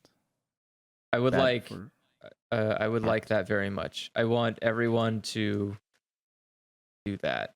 Whatever it is that he does, do it, but better. Whatever it is. It's a real dire situation, being everything you can do, I can do better with fucking Logan Paul. I will. That will be my entire new YouTube persona. Well, I will one-up Logan Paul. Andrew's going out by filming a mass grave. I'm going to build a mansion on top of his mansion just to one-up him. Like, he can't stop me. Literally. What is he gonna do? One mansion up. Exactly. And then my YouTube content is gonna be me just throwing shit down at his mansion. It's just gonna be like, hey guys, today we're gonna throw stuff at the low gang and just throw like watermelons down. He's like, stop it, James, what the fuck? And I'm like, yeah, and it's just a prank, bro, and just make Matt my thumbnail or something. That would be, you know what, that you would have a lot of success on YouTube. That would quickly become a symbiotic relationship where you're just both helping each other. But I'm always ahead of him. That's the you'd thing. Quickly not be a problem for him because you would just be more content. Except for the fact that whenever he's doing content, like he's trying to do like content or something, I would just show up, like bust through his wall or something, like the fucking Kool-Aid man with air horn sirens, like, bah, bah, bah, bah, bah. No, you need to subscribe to me. Bah, bah, bah, bah. It's just like, there's nothing he could ever do. It's just, every time he says something, I'm there and I immediately one-up him with something else. He could say like, man, I just want to fight. It's like, I just want to fight with a nation. And he's like, I don't think that's even possible, but like, all right. And you just everything is always you just find the smallest nation. Isle of Man, I'm coming for you. Do you guys know what the smallest nation is? Punch it out. But you guys know what the smallest nation is? Smallest nation? It's probably some so. Island I've never heard of. I think I know. Vatican's pretty small. Smallest country. It's probably. So which one did you say, Keith? The Vatican's pretty small. Isle of Man seems pretty small. There was Vatican. Wasn't there like a dude in like Ohio or some shit that's like, oh wow, technically I'm not the American. I'm just one house. I like the idea that I've carved a little square out of the country. I like the idea the Vatican's a nation. Like, how hard is it to fight the Vatican? Just one old dude in his pajamas. You could just show up and beat that up really easy. Aren't a lot of Native American reservations technically nations? That's true, but I had to correct myself and say country rather than nation. But you're right, Keith. Vatican City is the smallest nation. I thought it was San Marino, but San Marino is a huge 24 square miles instead of 0.27 square miles, which is what Vatican City has. Jesus Christ! It's literally just it's kind just of kind of brave to call it a city. Okay, so I guess I wouldn't be lying. I could definitely beat up a nation. You could beat up the Pope. He's I could totally beat up the Pope. He's already being carried around in like a weird coffin car. Like it's probably just like mobile life support, I assume.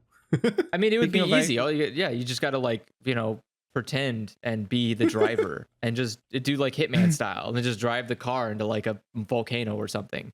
Well, there's a volcano next door. It's Italy.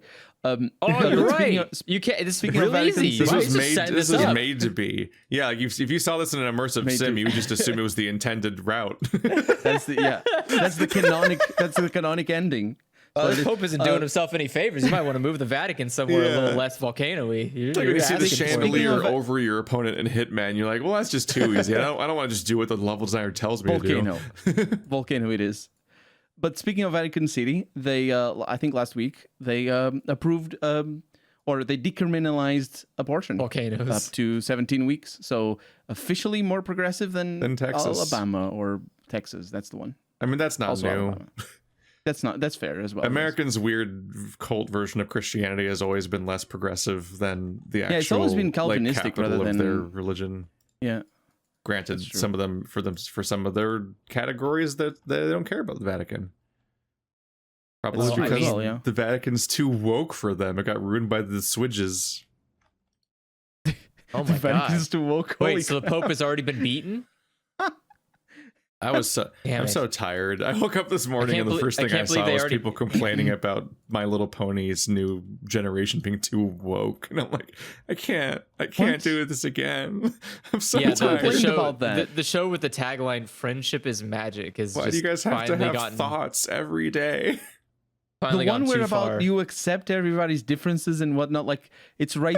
I've never watched My Little Pony, so I can't really speak. But you know what? Well, half their audience is 4chaners, so it was inevitable. Maybe that's the reason. Not anymore. That's the old. The moment they see a new thing, they'd be like, "Oh fuck, this isn't my ideology because I'm a warped, sad person." I don't want to fuck this pony. I want to fuck the other ponies. The ones that are less SJW. The ones that talk about friendship and love. Those ones are far less. Yeah, Rapidash. Rapidash is red, Dumby. I have no idea. Better dead than red, isn't that what they say? I just love. At this point, it's a joke, obviously, but I just love that for so long, I just unironically thought Rapidash was My Little Pony. Because it sounds so much like one of the actual ones, but it's a Pokemon. I mean, I just mixed them up one day. Oh, it is a Pokemon. Yeah, it's a Rainbow Dash. It could be if you want it to be. But I just unironically was just saying the wrong one, and it was really funny. It's not sexy enough to be in My Little Pony. Rainbow Dash is just a shiny Rapidash. Changed my mind. Rainbow. He's done it, buds. He's figured it out. We cannot beat him. He is too strong. What's your favorite? Oh, Rainbow Dash is the famous one. What is your favorite My Little Pony? Is it Rainbow Dash or Pony You Can't Name or Pony You Can't Name? What, Applejack? Applejack. He named it. It's coming. Say it 3 times in a mirror. I'm having to look all these up. Arrives. Applejack isn't famous. You just hear clopping outside your door. Rainbow Dash is the famous one, right? That's like the main character. Is there a famous one? I guess they're all famous or not. Is there a main pony? Which one's the leader? Which one's the Red Ranger? Well, the Red Ranger is the leader. Oh. Let's see. My Little Pony. I almost said Digimon of Power Rangers. Yeah, it shows up in the middle. That's definitely true. I don't know what that means. It shows up in the middle. Like the group? Like the ensemble banner image. On top of them all and whatnot. I don't know. There's a bunch of, I don't. I have no idea what I'm talking about. Why am I in this podcast? I'll believe you. I just don't. I'm leaving. I'll see you all later. The secret is that none of us know what we talk about. Yeah, I don't know nothing. That's why we're not answering the question that we received. Because it's scary. Because somebody was like, what is it? Somebody asked, I don't even know what the question is. Here's something I was thinking about that I'd love for you guys to tackle. Is colonialism the cause of capitalism, or are they connected? Can you have one without the other? Just want to see where this conversation goes. Fizz Dragon. Here's where the conversation goes. You gotta you just look up on YouTube. You look up Conquest of Dread, and you ask him. He knows a lot more about colonialism, so go ahead. And no, you went for the question. Go ahead and just ask him about that, and maybe show up to one of his Dark Souls streams or whatever, where he hangs out and talks about stuff, and maybe he'll answer your question. And colonialism I don't Dark Souls? fucking know. I'm not a person to ask about colonialism. Well, I would probably say that yes. I mean, what is the value in colonialism except for getting products to sell, right? You're there for natural resources, and natural resources are only good for selling. I mean, it's motivated by capitalism in the same way that it's like the 4X thing, basically. If we talk about who the fuck's paying for these boats? We talk about it all in video game terms. Like, you're either doing it because you're a religious cult that is obsessed with the idea of spreading your religion everywhere, because our religion doesn't have borders, it's all God's kingdom. So better subject everybody, or it's about just resources and subjugation and being like, it's hard to exploit it. It's getting progressively harder to exploit the people in our country because they want rights and dignity. So what if we just go over there and attack some brown people and take their resources and labor? And no, even the people in our country that are uncomfortable with it will be barely aware of it. So it's pretty easy to get away with. Yeah, if you don't talk about colonialism, I guess. And that's why capitalism works in a sort of different way, or slightly different way to that, which is instead of invading somebody and making them your colony, you send your factories there, and then your iPhones are made in China. And then you just make a bunch of media that makes fun of them, or infantilizes them, or co-ops the imagery of their culture, but wrong. So to answer your question, you need capitalism to do colonialism. You can do one without the other, but it wouldn't be very profitable. I'm pretty sure you can colonialism with feudalism, so no. Yeah, you can that as well. Well, I just said it is a different sort of colonialism, though. Because it is a different sort of colonialism. Despite how much people can't imagine not having capitalism, it's relatively young. Relatively young. Yeah. I mean, we were in other systems for a lot longer.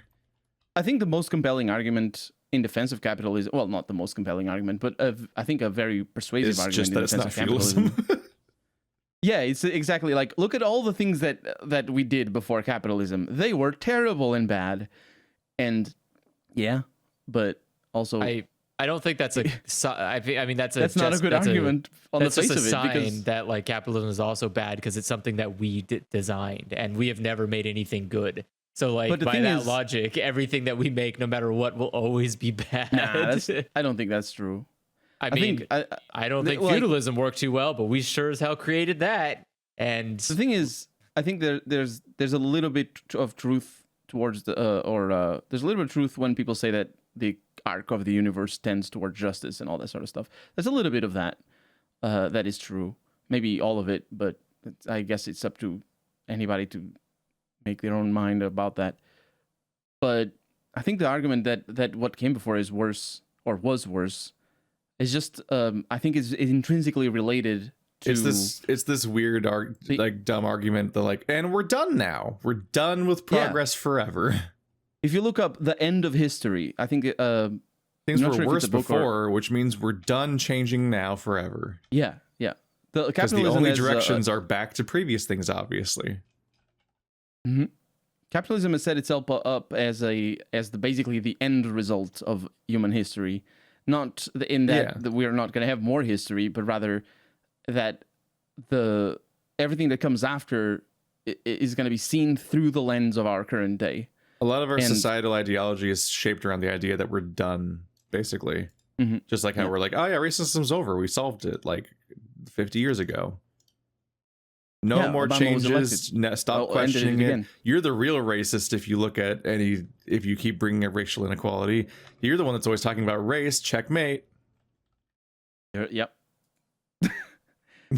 And it's just, I think like the problem is that I feel like because we grow up being indoctrinated by this stuff, it's so easy to make it this applies to so many things that we talk about, but it's so easy to make these sort of arguments and these sort of attitudes part of our identity growing up. And then when we start thinking about it, there's a strong revulsion, like an innate sort of repulsion of us just being like, oh no, wait, that means that I've been wrong all along. No. Capitalism is much better than feudalism. What are these communists all about? Shut up. And just like, because we just grow up ingrained with this sort of ideas that, we're there.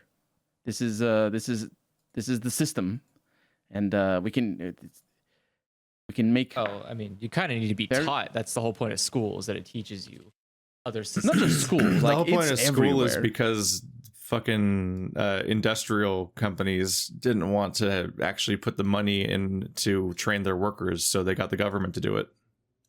Mm-hmm. That too. And boy, did that not work out well.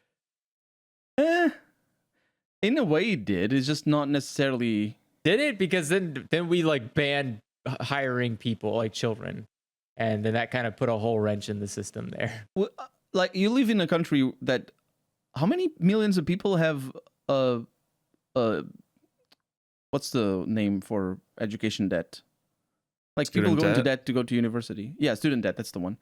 Millions and millions of people in the US going to student debt. It started off as factories and our college is like a money scheme, like a grift. Yeah, that's like it's the opposite. It's like you went to the opposite side of the spectrum. It started off as companies having to pay for your education, and then it was the government, and now it's you. Because there's the endless arms race of what you need to actually do to make it in society, and there's always more steps. It's a rail that's being placed ahead of you as you're driving on the train, and you never reach the destination. Mm-hmm. Yeah. Everybody benefits from you having more that you have to do first. I don't know. There's whatever. The problem is that we're also powerless by ourselves. Whatever conclusion we come up with, whatever realization we come up with when we are thinking about it, whatever opinions we have or we feel right or wrong, alone we can't do anything. And together, we can only do something if we understand that it's the systems that need to be fought rather than this one company or that one person or whatever. It's never about just the people doing the bad things. It's not about the Koch brothers being absolute criminals and scum of the earth. It's about the system that made them super rich and have immense amounts of power to be the scum of the earth and be super evil. And I'm talking about the Koch brothers because they're well, one of them is dead already, the Koch. But the other one is still terrible. I mean, the dead one is also terrible, but... Grimes reading the Communist Manifesto.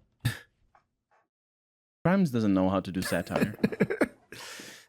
Oh no, that was a Schrodinger's douchebag moment. Absolutely, that was Grimes. Schrodinger's douchebag. Yeah, no, that was absolutely Grimes wanting to have this like PR moment, and then when it didn't work out the way she wanted it to, being like, "Haha, I was just kidding. That was a joke, and you guys all fell for it." Ha. Yeah, it's just a trick people do all the time. It's fucking annoying. What? Did you see the pictures, Andrew? I don't know. No, yeah, over on Twitter today, as of the time of recording, obviously, or today and yesterday, I think. Grimes. She's dressed as like a weird leather alien, and she's reading the I almost said the Dominatrix because it flowed. She's Marx. Reading the Communist Manifesto, walking around and getting paparazzi photos and just posing everywhere with it.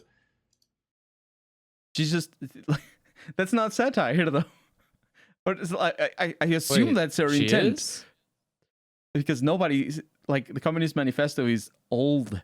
Don't read all this stuff. She wanted to win back her audience after that liked her for different things after splitting with Elon Musk, and then when it read as wait, she split with Elon Musk? Yeah. That's right. And then because it read as incredibly tone deaf and embarrassing and cringe, then it was like, haha, what a joke! I did it as a joke, and everyone fell for it. Ha, it's me. I don't know. The pictures I see is that she's reading other stuff. Oh, Photoshop. Yeah, Photoshop. It is a meme now. Like, yeah. Just replace it with anything else. The memes are satire. She should be. The only true answer to that meme is to make it Animorphs. Animorphs. Make an Animorphs? Yeah. Okay, here you go. Here he goes. Wait, you found it already? Did you find it immediately? Oh, you found it. Yeah. Someone's on my level. Everyone else failed. Get better. I mean, be that guy. I don't even know what Animorphs are. You want the next best Communist Manifesto? The Conquest of Bread or something? Industrial Society Animorphs. and its future. Animorphs is the Joe Rogan turning into a horse. The Unabomber story. I'm sorry, what did you say, girl? It's the Joe Rogan turning into a horse. That's what that is. What the fuck? No, that's Did you never see that? It's a man turning into a lizard. Yeah, but I didn't know what it was. I kept seeing memes of when Joe Rogan was, stripping his gut lining with medicine it's for horses and doesn't work. I kept seeing memes of him turning into a horse. I think Joe Rogan's wealthy enough to, when he does his crackpot bullshit, to not actually take the horse version. He's I'm also really dumb trying as to shit. find where the fuck is I this? don't think he took the horse version. I'm pretty sure he took the human one. That's fair. Oh, okay, there it is. All right. But still, that's where it came from, and that's why It took a lot of time just to find the legitimate picture. Like, there are so many fucking memes. Like, I couldn't even find. I was like, what is the actual book she's holding? And it's like, okay, there we go. The internet moves fast. Yeah. That's what I just woke up to today, was just that. And then This discourse. This is a very supernatural pose to be reading any kind of book in. Oh yeah, no, it's like every photo I definitely reads. It's just so fucking awkward. I definitely just sit at a curb and read a book. Yeah, in like some kind of weird dystopian. She looks like she's from Riven. Yeah, right. I thought that as well. Like it's absolute. Yep. It looks like some kind of like Denis ass thing. Like she's wearing goggles. Choices were made. Wearing goggles. Choices she does have that face, were made. I don't know. Everybody knows that leftists don't read. They just quote the books at each other. I mean, quotes the titles because they didn't read the book. They just quote things that they heard other people quote already. Yeah. Oh, so this is just a troll? She's not actually. Yeah, this is just a troll. And also, she's not. Is she lefty? I have no idea. Full disclosure, I mean, I'm still living with Elon, and I am not a communist. There we go. She claims. Oh no! Oh, you're reading the thing. Go ahead. Keep going. Although there are some very smart ideas in this book, but personally, I'm more interested in a radical decentralized UBI that I think could potentially be achieved through crypto and game. And I'm gonna have a gamer moment, but I haven't ironed that idea out enough yet to explain it. That was my too much. That was my. It's been 5 minutes, but it's already too much Twitter moment this morning. It was when I hit that fucking message where we're gonna get universal basic income from some combination of crypto and gaming. Regardless, my opinions on politics are difficult to describe because the political system that inspire me the most have not yet been implemented. I'm sure she'll really iron that one out. Wait, she just needs a little more time to cook it, and then she'll have a really compelling point to make. Wait, Grimes, did you just go on 4chan for the first time? Is this your first time interacting with like channers? Why would you say this? This is like embarrassing. She just said that the political systems that inspired her the most haven't happened. Yes. They haven't been implemented yet. She's abandoned She's by from the like future. Like she's entirely inspired by Star Trek: The Next Generation. Yeah. I like the idea replicators. That, sign me up. Transporters, yes. A radically decentralized universal basic income, but it has to be achieved through crypto, which has to be which crypto can't be gained except somebody having electricity generated, which it has to only be done through somebody having a regular non-decentralized universal basic income job. Also, at the power plant. But you're missing the more obvious one, I think. Like, I'm sorry to get into the weeds here. What do you mean gaming? What the fuck is that? What does gaming have to do with look at crypto the amount at all? Look at the amount of emphasis she puts on the Wait, yeah, did she make Ready Player One and go like, wait, this is a good idea. Everyone just lived in like, look at it. Ready Player One is such a shitty video game. Yeah, not enough time is spent discussing how the video game in Ready Player One is just a really horrible video game. It's like every single possible layered microtransaction and predatory practice you could possibly have, and you can't escape it because it's basically real life. But we're not gonna lie and think that like in Ready Player One, the currency in that game is probably not just it probably is just crypto. It probably is just cryptocurrency. And like, so that's the life she's talking about. She wants Ready Player One, where everyone lives in a fucking trailer stacked on top of each other and they die constantly. I mean, if you think about it, Ready Player One is just a marketplace for actual NFTs. Yeah, fair. But look, but the thing is, you said that it's a word soup. You said that it's a word soup. A radically decentralized UBI. UBI stands for Universal Basic Income. I think she also said Hank Green's book was a better Ready UBI Player One. UBI is always centralized because that's what I mean. Yeah, you can't. Otherwise, just people giving each other money that you can't. That's not UBI. Yeah, decentralized UBI. It's just words. That's word soup. She's just saying word soup. Well, that's what I was asking if she just like woke up and went on 4chan for the first time, because this sounds like something. This sounds like a copy pasta you'd see in Poll. Yeah, it sounds like some kind of like, you know, some guy trying to troll somebody and be like, this is politics. It's big. Like, I just started calling myself a libertarian a week ago and haven't really thought through any of the words mean. Although there are some very smart ideas in this book. Don't tell your husband that. His family made an entire living on people not thinking those are smart ideas. Like, good God, you cannot exploit people under communism like that. I can't wait for when Elon gets Grimes back by rebranding as a fucking as a Marxist. But it's like in this embarrassing like Bill Gates sort of way where they're just like ruining the world, but with the facade of fixing things. Nah, I don't think Elon Musk. Bill Gates can do that. He has the social capital to do that. I don't think Elon Musk can do that. Elon Musk already does that. People already believe that he's like saving us, and he's like he's only ruining the world. He brings like nothing. All of his enterprise, like the most successful enterprise in terms of actual. All he did was buy things that already existed and make them worse. He's like Trump. And like the moment car companies in the US decide to actually make electric cars, and they're just waiting for government mandates, by the way, the moment car companies in the US decide to do that, Tesla just falls because they're completely propped up by the money all the other car companies pay them to not have to make electric cars, because that's how Tesla works. Like every company in the US has to make a certain amount of electric cars, unless they just pay other companies to do it. Honestly, I wouldn't be surprised if they're just trying to pre-establish the infrastructure of charging stations everywhere so that everyone else has to use them. And then they just pivot into charging people for those instead of making the cars. You know what? That would be a nice thing to do, because I think what you guys have at the moment is terrible.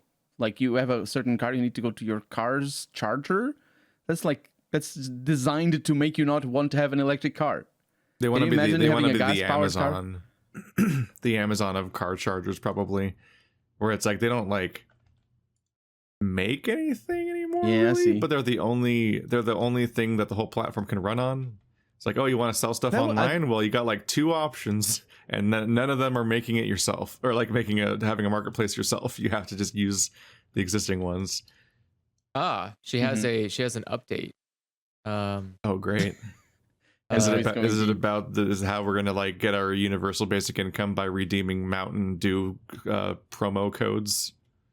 No, she basically just like hopped and skips away from that entire funny comment and just says, taught myself to stop checking if other people think I'm socially acceptable a long time ago.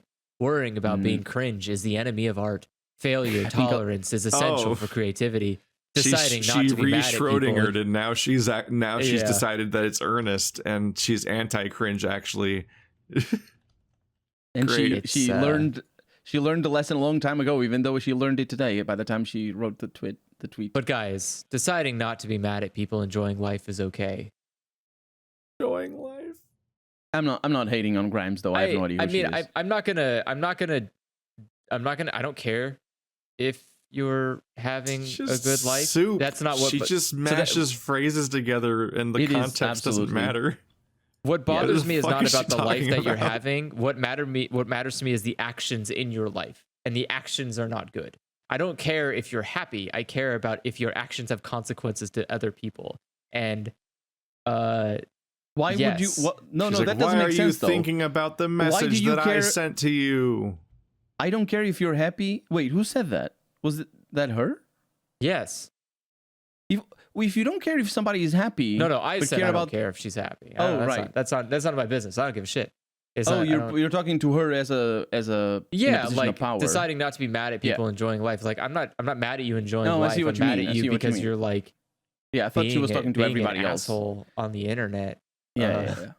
Like I mean, cringe is one thing. I guess you could call this cringe. I think this is more pathetic and pitiable. Like I feel so bad for you that you like walked outside looking like this, holding that, and taking none of the lessons in. Like nothing about this situation resonated with you enough to go like, actually, wait a second, maybe something is wrong with this entire system that I'm a part of. But instead, you're like, nah, people just think I'm cringe. She's never. And it's like, do you think she's ever gonna say that something is wrong? When she, I don't look at the amount of money that she has. If I had that amount of money, I would be like, oh no, the money's nice. I don't see any reason to say that it isn't. There's no incentive. Like everybody else needs to bring her to the light in a way, because if you won, you're never gonna say that the race is rigged. I get it. I guess in a sense you're trying to just like bait headlines, which is fine. I also agree that one, giving a shit about what the hell she's doing with her life is inconsequential. I don't care if she's dressed like but that's just famous people, you know. Yeah, but I'm saying like I don't care if you want to like have a good laugh at whatever paparazzi. A lot of that just stinks. Like, how dare you have reactions to thing I put out for reactions? That's a good. Yeah, I didn't think about it like that. I'm just not sure what it is that she wants half the time, and I think a lot of it is always just attention, but none of it is the attention she gets. So she's like upset that the attention she gets isn't the right attention. So it's like man, I really wish people would think I'm quirky and funny, and people are like, wow, you fucking disgusting cringe human being, could you just like yeet into a volcano? And she's like, wow, it's not okay to be mad at people enjoying life. It's like, that's not. It's like you were performing. Your most recent excuse for all of this was that you were literally putting on a performance for us. So not enjoying life. And then we were like, we don't like it. And then you're like, how could you? Great. Yeah. Great discourse. Love it. Cringe is holding back art is the enemy of art, which is like, I want that on a shirt so I could cringe at people wearing it. Like, that's great. That is a great comment, or a great quote. I hope that quote is on your memoir. Like, that should be first. I want it like the Grimes story. Cringe is the enemy of art. Perfect. I want that right there. Tell me something.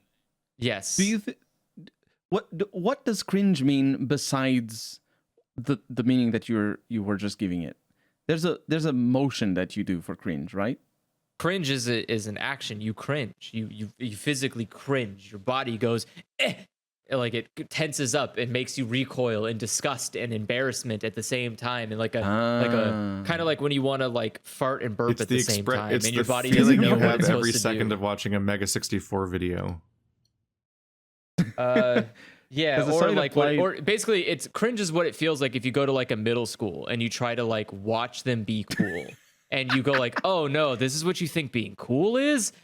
And you like die and you just topple over. Like that's cringe.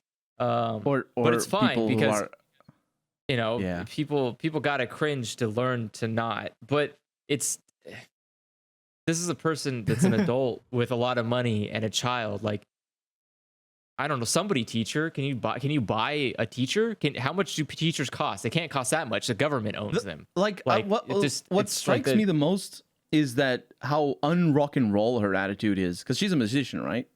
Well, she's not a rock and roll musician. No, yeah, but in the sense of like being rebellious or being she is not a rebellious musician. She is a very like standard flair, straight as arrow pop artist. She doesn't toe any line. Yeah. She doesn't make any waves. She is just another face in an otherwise unmemorable sea of a genre of music that is so wide that I honestly think everything is pop now. But like, it's not. Yeah, this isn't like she's showing up. I mean, once you're the musician that married Elon Musk, you've got like, there's just nothing. There's nothing to stand for. There's no like meaning to have anymore. Like that's it. That's the end. Like you're never gonna be interesting again. Like what the fuck is the point of any of it? You lose a lot of whatever kind of message you want to say about you. You lose any kind of row fight the power message the moment you marry the power. Like so much of the music industry is like so much of it's supposed to be like anti-establishment and counterculture and so on. Like that's your fucking like you're just gonna make like even a lot of country music was specifically counterculture until like there was a lot of the post 9/11 bootlicking shit going on. Like that's what it's for.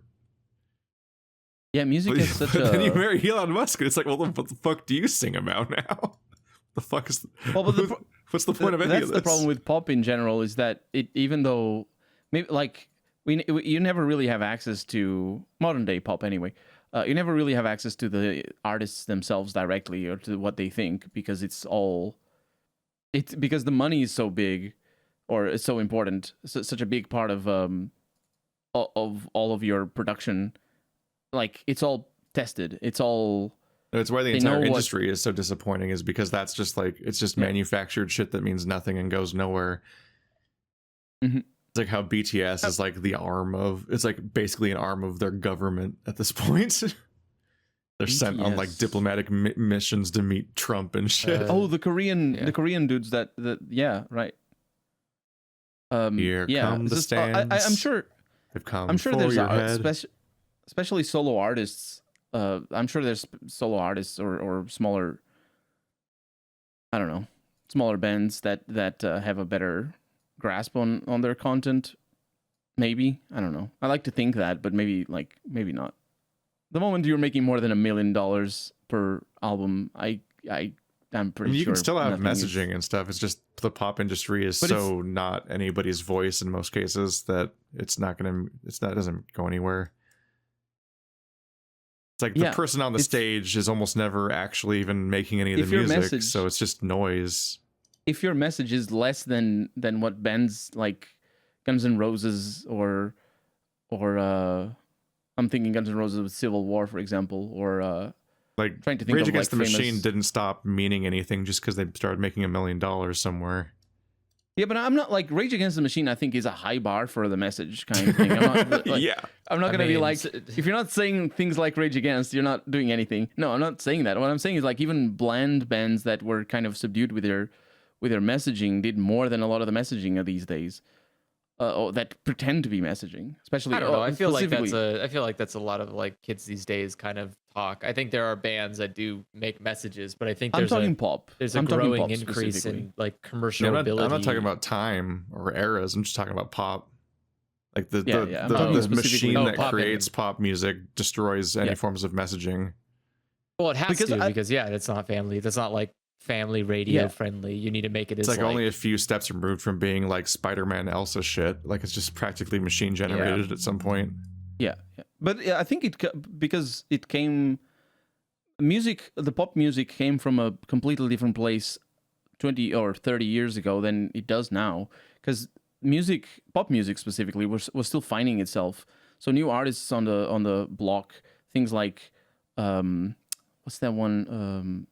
Audio Wave? No, not Audio Wave. Audio Slave? Soundgarden?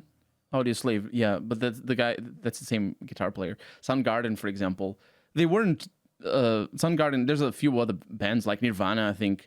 Wasn't Audioslave sort of started out Radiohead with the Soundgarden singer or something? Those bands.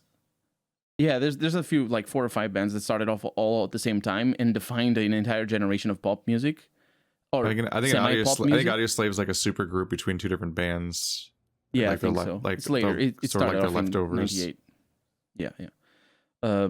But those bands, they didn't start out to be pop. They started out to be popular, but it was sort of the common sort of people liking the same style of music or liking the same bands that sort of brought them to the fore. And of course, MTV had a huge role in making a lot of those bands, and of course, making an entire generation of or music listeners. But these days, it's the other way around. It's like we know what people like to listen to, and instead of like let MTV in a way tell us what people want to listen to, it's just like it inverted that sort of process. Which, I mean, I'm not dissing necessarily on the artistry.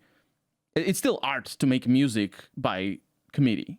Like if you're a musician that is making music, then you know what people like and you make that music. You're still an artist. I'm not dissing the artist in the sense of like it's not art or it's not music.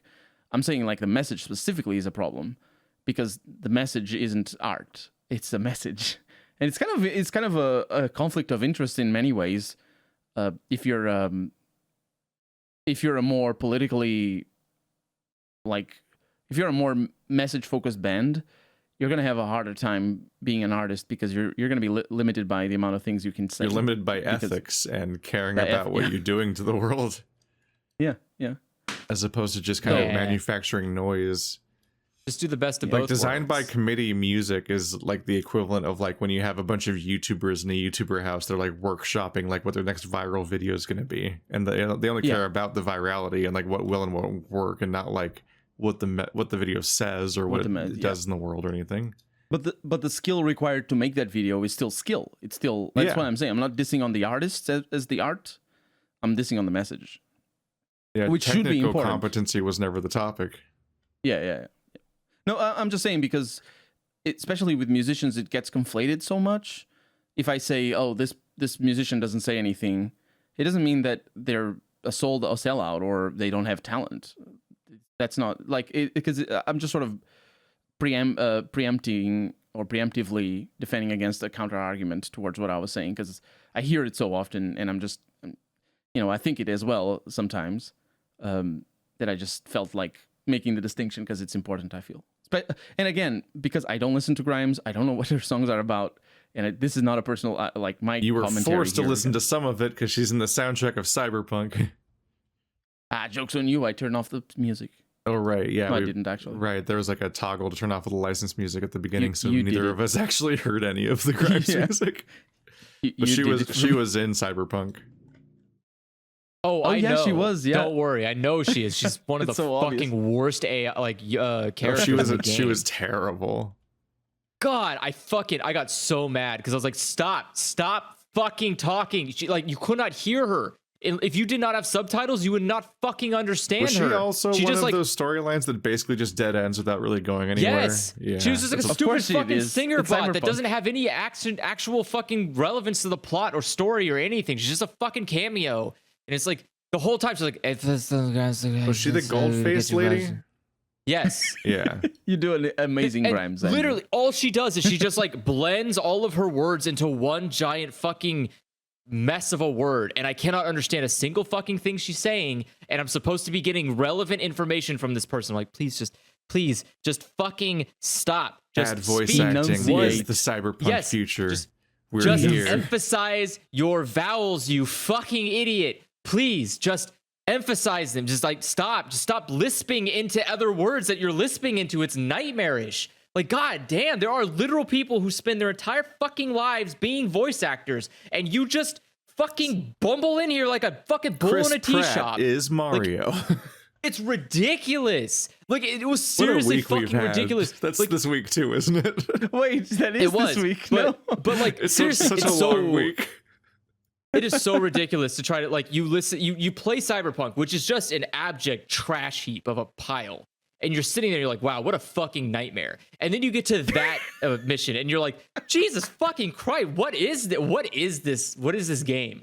And then you're like, wow, that was just an awful cutscene. I never want to experience this again. Then you go outside and fucking Cyberpunk's there crashing all over the place. You're like, fucking hell, what is this? What am I playing? I paid $60 for this? Like, there was such a reliable thing with Cyberpunk where whenever I got actually invested in a quest and I'm like, oh shit, what's going to happen here? That was always the final conversation of the entire quest chain. It was always like, and it's over. And you're like, oh wait, no, wait, we're not in the middle of the story where it's ending. What? There was that one time where it didn't happen like that, which was like, that guy that wanted to crucify himself. That quest was fleshed out.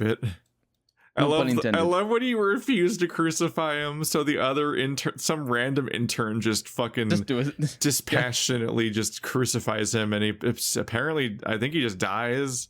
And like the intern is he's unreacting. There's a whole quest chain to have about that intern and what the fuck happened with his life that he's like that, because he's terrifying. But I think what struck me the most, and you mentioned it in your Let's Play, is that particular quest could say so many things and it says nothing. Yeah, no, it's just a universal thing with Cyberpunk. That game had nothing to say. It was completely incoherent. It just rolled in the aesthetics and would gesture at ideas that Cyberpunk likes to toy with, but then just like, right? Yeah, it just wanted the participation trophy at that point. Like it just looked at you expectantly, like, did I do it? Did I do it? It's like, no, you didn't. You didn't do it. You didn't get why anyone ever wrote stuff in this genre at all. What a waste of fucking time. Outstanding. That fucking surveillance quest where it's like, are they replaced? What's going on here? What's with this married couple? Should I tell them what's going to happen to me and them and so on? And then it's like, right when it gets interesting, it just stops, and you're like, that's it, that's the end. And then the story doesn't even get resolved. It's just like, yeah, it's fucked up. That's a fucked up. They have to live with those questions, I guess. It's like, what the fuck? They don't even bring it up properly. It's like the characters are written for a different quest. I'm having all this fun, like questioning, like whether one or both of them might be like a fucking Cylon or something. And then it's like, it's over. Bye. And to think like they had the model for making Cyberpunk a good game, because Deus Ex exists. They had the model, which was every Cyberpunk property. That's the also premise. That I'm just saying, like in making a game, like Deus Ex is such a good little RPG in the sense that it's small. And a lot of the time you spend playing it is actually shooting, so it works. You just double it up and you make a Cyberpunk. Oh yeah, but because it's you can find old Patreon Q&As from like when it was relatively new information that anything was happening here, where I was like, Cyberpunk's probably gonna kind of suck because they didn't have any idea what they were doing. Their whole cachet of their audience is like, we made The Witcher. It's like, well, they can't make a Witcher style game. That would just be a big like gray slop of map, like it's just, they did it though. Like The Witcher was just like a fucking World of Warcraft map that was well realized with all of its story and shit, but like it's just, you just run around to some nodes and do the next plot point, and then you're pretty much just farming cutscenes and enjoying those, and like doing that for a fucking like a Cyberpunk game with inherently like almost every interpretation of this setting involves like first person with guns and stealth mechanics and so on. So there's always going to be like the environmental storytelling and careful navigation of the environment and wondering all these things about what's going on. And they're like, we're going to make it open world. I'm like, that's not what that does. Those ideas don't. Open world Cyberpunk those don't work together. Those terms don't mean anything. Like it's all sculpted stories. It's why the best part of all of Cyberpunk is the first 2 hours and the last 2 hours. It's like everything in the middle is just a fucking waste of time, and that's most of the game. It's an anti-Final Fantasy 15. It's the reverse. I think it could have worked if they had decided to make the levels more.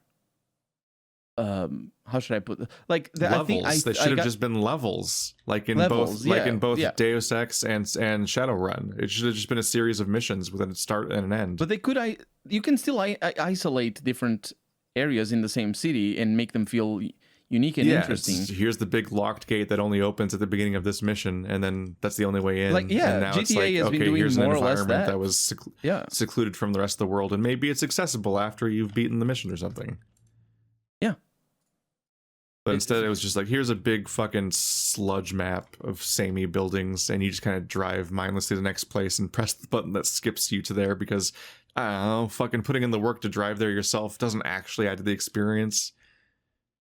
And then you just like, there we are, I'm there. Wow.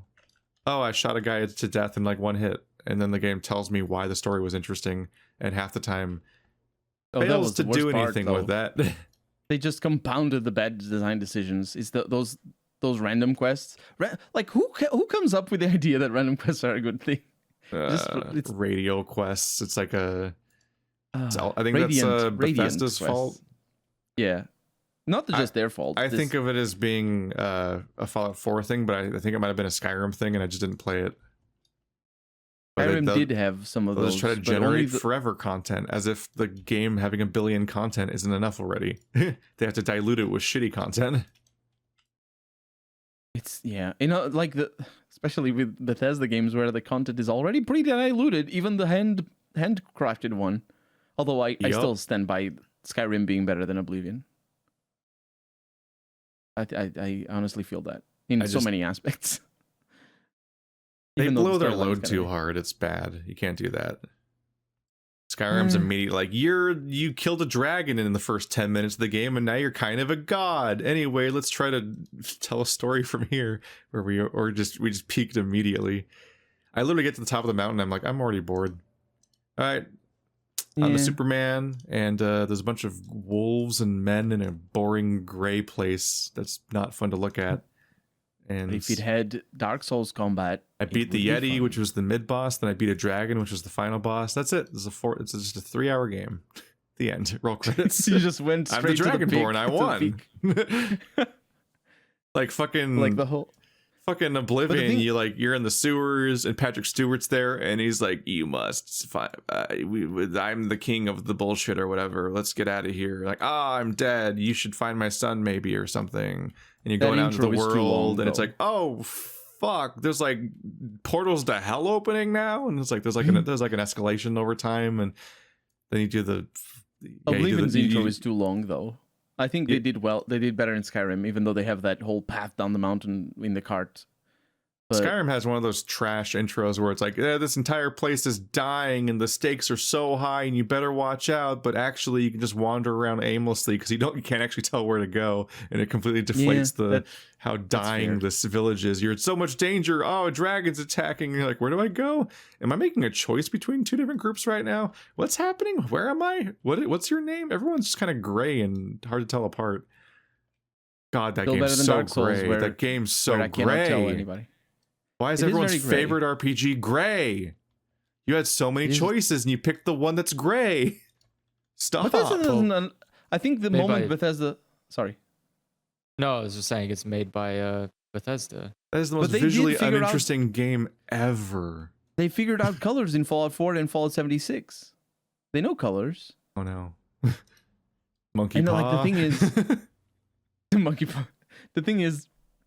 I'm playing Fallout, as I keep mentioning, because Cyrodiil's beautiful. I'm playing Fallout 3 right now, which is green, and Photoshop has a thing that is auto tone and auto contrast and a bunch of other things. And every screenshot that I make on the thumbnails, I just auto tone, and it's just a normal picture, and it's good. Looks good. Because it's a universal filter over the whole game, so you can just unfilter the green. Yeah, and then New Vegas is gold. New Vegas is very gold, yeah. But then again, it is in California. I made the discovery like 6 months ago, I think, when I was in what's it called? Dalaran in is that Legion? I think it's the Legion expansion of WoW. I was in Dalaran, and it was nighttime, and I wanted to take a screenshot because I finally succeeded at my goal of having like my orange fox character, because they added foxes to the game as playable. And I wanted to have an orange fox as a mount and 2 orange foxes as hunter pets, and then an orange fox as like a cosmetic pet. So it would just be like 5 foxes running around, and one of them is the leader because he has opposable thumbs. And it's just like, this is just so existentially terrifying. And I finally accomplished my goal, and I took a picture, but it was like, it's fucking nighttime though, and Dalaran, and like, motherfucker, and like, I don't want to wait. So I put it into GIMP, and I just put it in brightness contrast and press the auto adjust levels button, and it's just a perfect daylight picture. And it's like, oh my god, this game creates nighttime by just making the game blue. All of World of Warcraft simulates nighttime by just putting a blue filter over the screen that is universal. It's so even and universal that the game can be instantly converted. So like, do it at home, everybody. If you cinema does that every once in a while, but it looks really obvious. Yeah, like if you're playing this game and you want to see how it creates nighttime, just put it into an auto levels thing and see if it just instantly looks like a daylight picture. It's like a fucking like Walking Dead. We filmed this during the day, but it's a nighttime scene. So the screen's just blue now. I think the problem, I don't know. How old is the game? Is World of Warcraft? Oh yeah, it's World of. I thought you were talking about. It's like 2004. Yeah, World of Warcraft, 2004. Yeah. Older games specifically, because it's graphically intensive to change everything in lighting.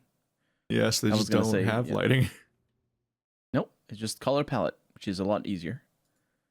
Not color palette even. It's just it's called universal lighting, or sometimes it's called universal lighting. Not to be confused with universal lighting from RTX technologies from NVIDIA these days, which is completely different. But yeah, a lot of engines do that, which is the base color of whatever you see.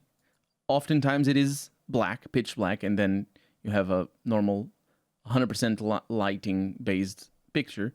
But you can just make it daytime by just making it brighter instead of pitch black, and it's just daytime, and you don't need to put any lights. I think most engines work like that. They didn't need lights, just everything is kind of vaguely illuminated.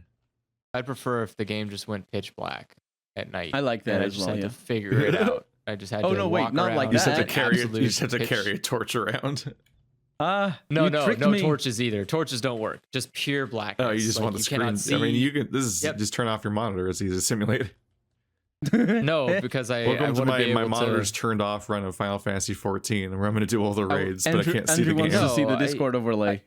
I still want to be able to see my gun and everything, but I don't want to be able to see anything else.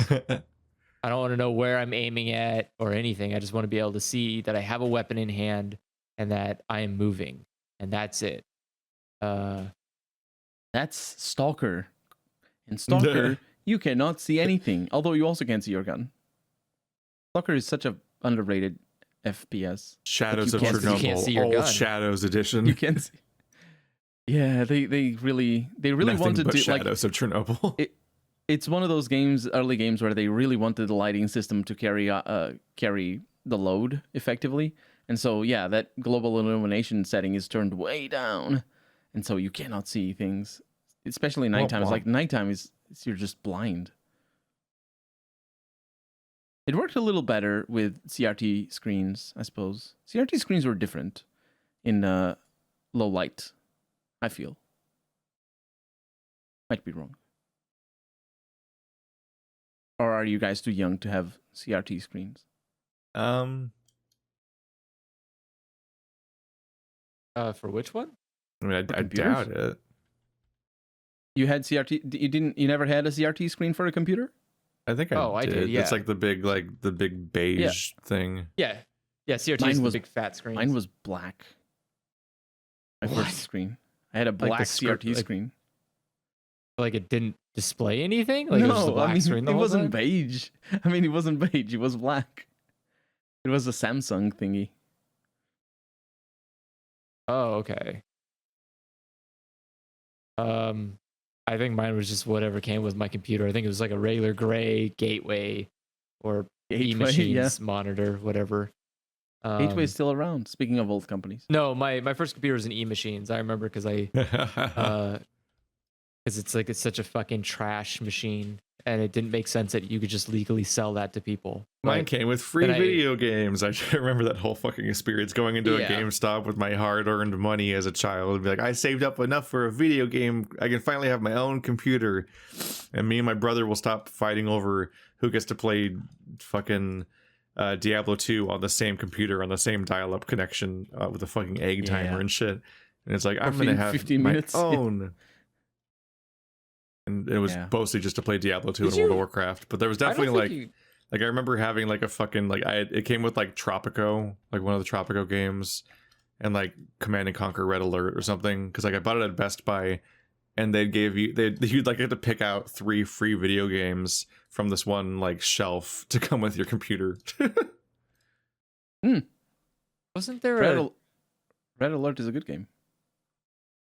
Tropico, nah, not so much. Oh, right. Okay. I was thinking, like, I thought you could have multiple computers on one dial-up line. And well, the thing is, we had one computer, period, back then. It was like this big fucking progression. You'd be like, oh my god, I can have my own computer. There we go. This will change everything. Because up until then, it was like shared consoles and shared computers, and you just had to like cohabitate your hobby with your sibling the entire time. So being able to like split off entirely was like a big thing. And when my brother got a computer, he just never looked back. So at that point, just all the consoles pretty much were just mine. Because he never wanted to do anything besides computers anymore. And like not even like light. Well, it's not like he like spread out into the vast breadth of PC gaming. Like I think I've consistently played more PC games than he does. It's just he just plays like 2 games forever.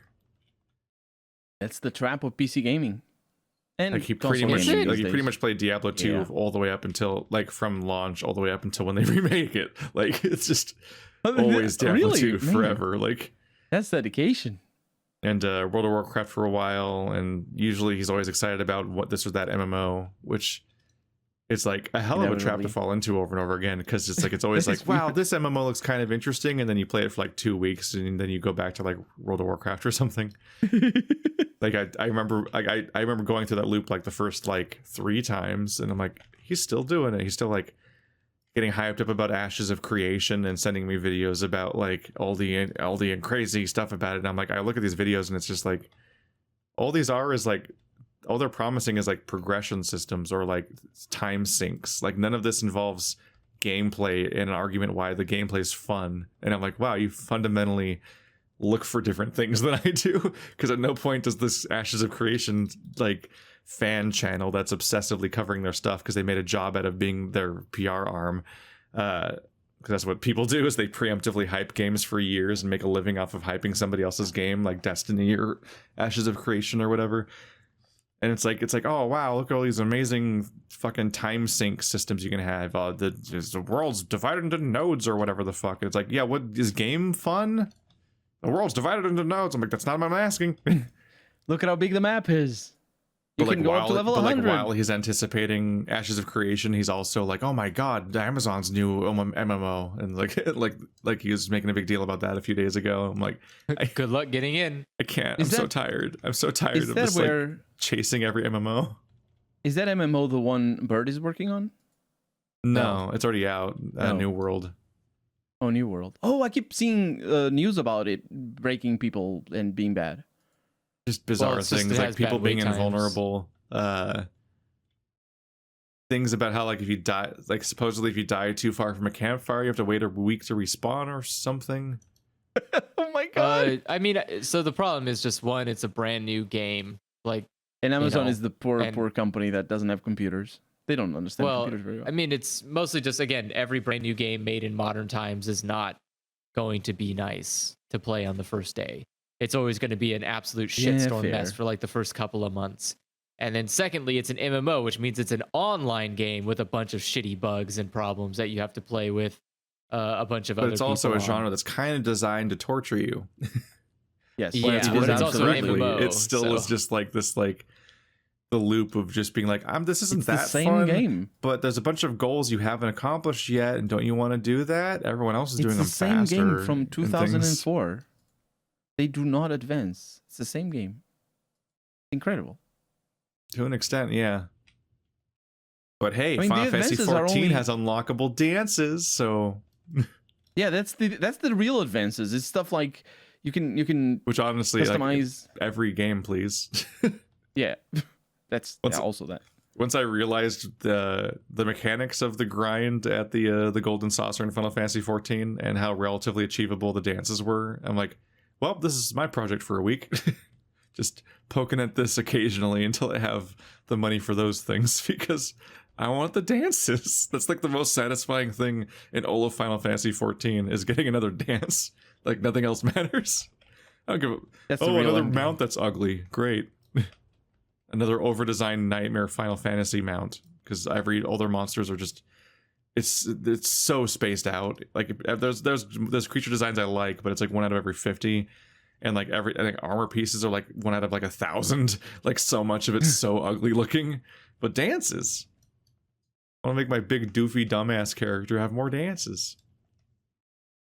He has the bee's knees now. Dance. I'm gonna do the bee's knees tonight during the Final Fantasy stream. Oh. The biggest downside is the dances at that Golden Saucer are not that good. There's the best options require you to like get invested in something. I don't know. Their MMOs are kind of there's a lot of time where they're just like huge sinkholes and you get like brief nuggets of fun when you're playing with other people.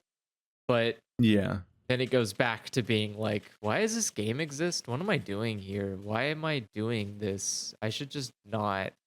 And then you like play with friends and you're like, okay, this is fun, I guess. And that's why I pretty much exclusively do that. Yeah. It's just really infuriating to try to see like people jumping off of one to another. And I get it. Maybe if you're following your friends, sure. But it just feels like really silly where you're like, okay, well, so this game is only that, again, it sounds stupid because that's the whole point, but the game is only as valuable as the people you have to play it There with. are people who video games are basically just a series of experiences that you grind through. Like they're grinding things and you like complete the grind or whatever, or get distracted by a different grind.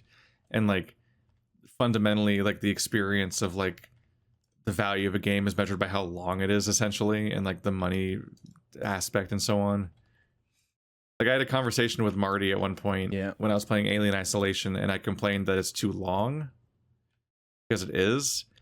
And a little bit. And he gave me this face like does not compute at the idea that a game can be too long. Like the idea that like a 20-hour horror experience might be a little poorly paced and like nightmarish at some point, because all he does is play like MMOs and Factorio and Valheim now and stuff like that. Like it's always like these infinity games that are, some of them are the MMO grindy stuff and some fuck. And some of them are like a different like completely different like the open world crafting games or the factory games obviously. But it's always like these games you just play forever, and that's like just what games are. People like fundamentally experience games differently. Just like you have people that only like there's just is there's the stuff that's announced at E3, and then other video games don't exist. It's just the E3. It's stuff you can buy in a store on a shelf, and all other video games, nothing. Indie games, what are those? No. What part of Alien Isolation did you think needed to be cut for it not to be that long? I don't remember. It's been too long now. It's just too long. It's just inherently. It's a game that's designed to be, it's like exhausting in its concept, like to be endlessly stocked all the time, every second of every day. Like that's just the entire game's experience, and it just keeps going for so long. And the game, from what I remember, the game barely has a plot. It's just a series of contrivances of what the next thing is you have to fix or get past or whatever. So like, I'll never know. The answer is any of it. You could just cut any of it. Just pick some. It's a little bit like that, if there's some narrative elements you want to keep, just move them. It's a little bit like that. I feel like it's okay to be long. It's like one of those navigational games where like any of the hallways could just be a different hallway. It doesn't matter. It doesn't matter what the hallway is. It's just they just made that particular level as a puzzle. I think there are some memorable levels though. Specifically, that area where you get stuck in a room right before you get the flamethrower, and there's the last part of the game. I think is a really nice stretch after you get kidnapped. No spoilers or anything, but that last part lasts for like, it's fine. You can't tell. It's like 2 or 3 hours. Like you think the game is over.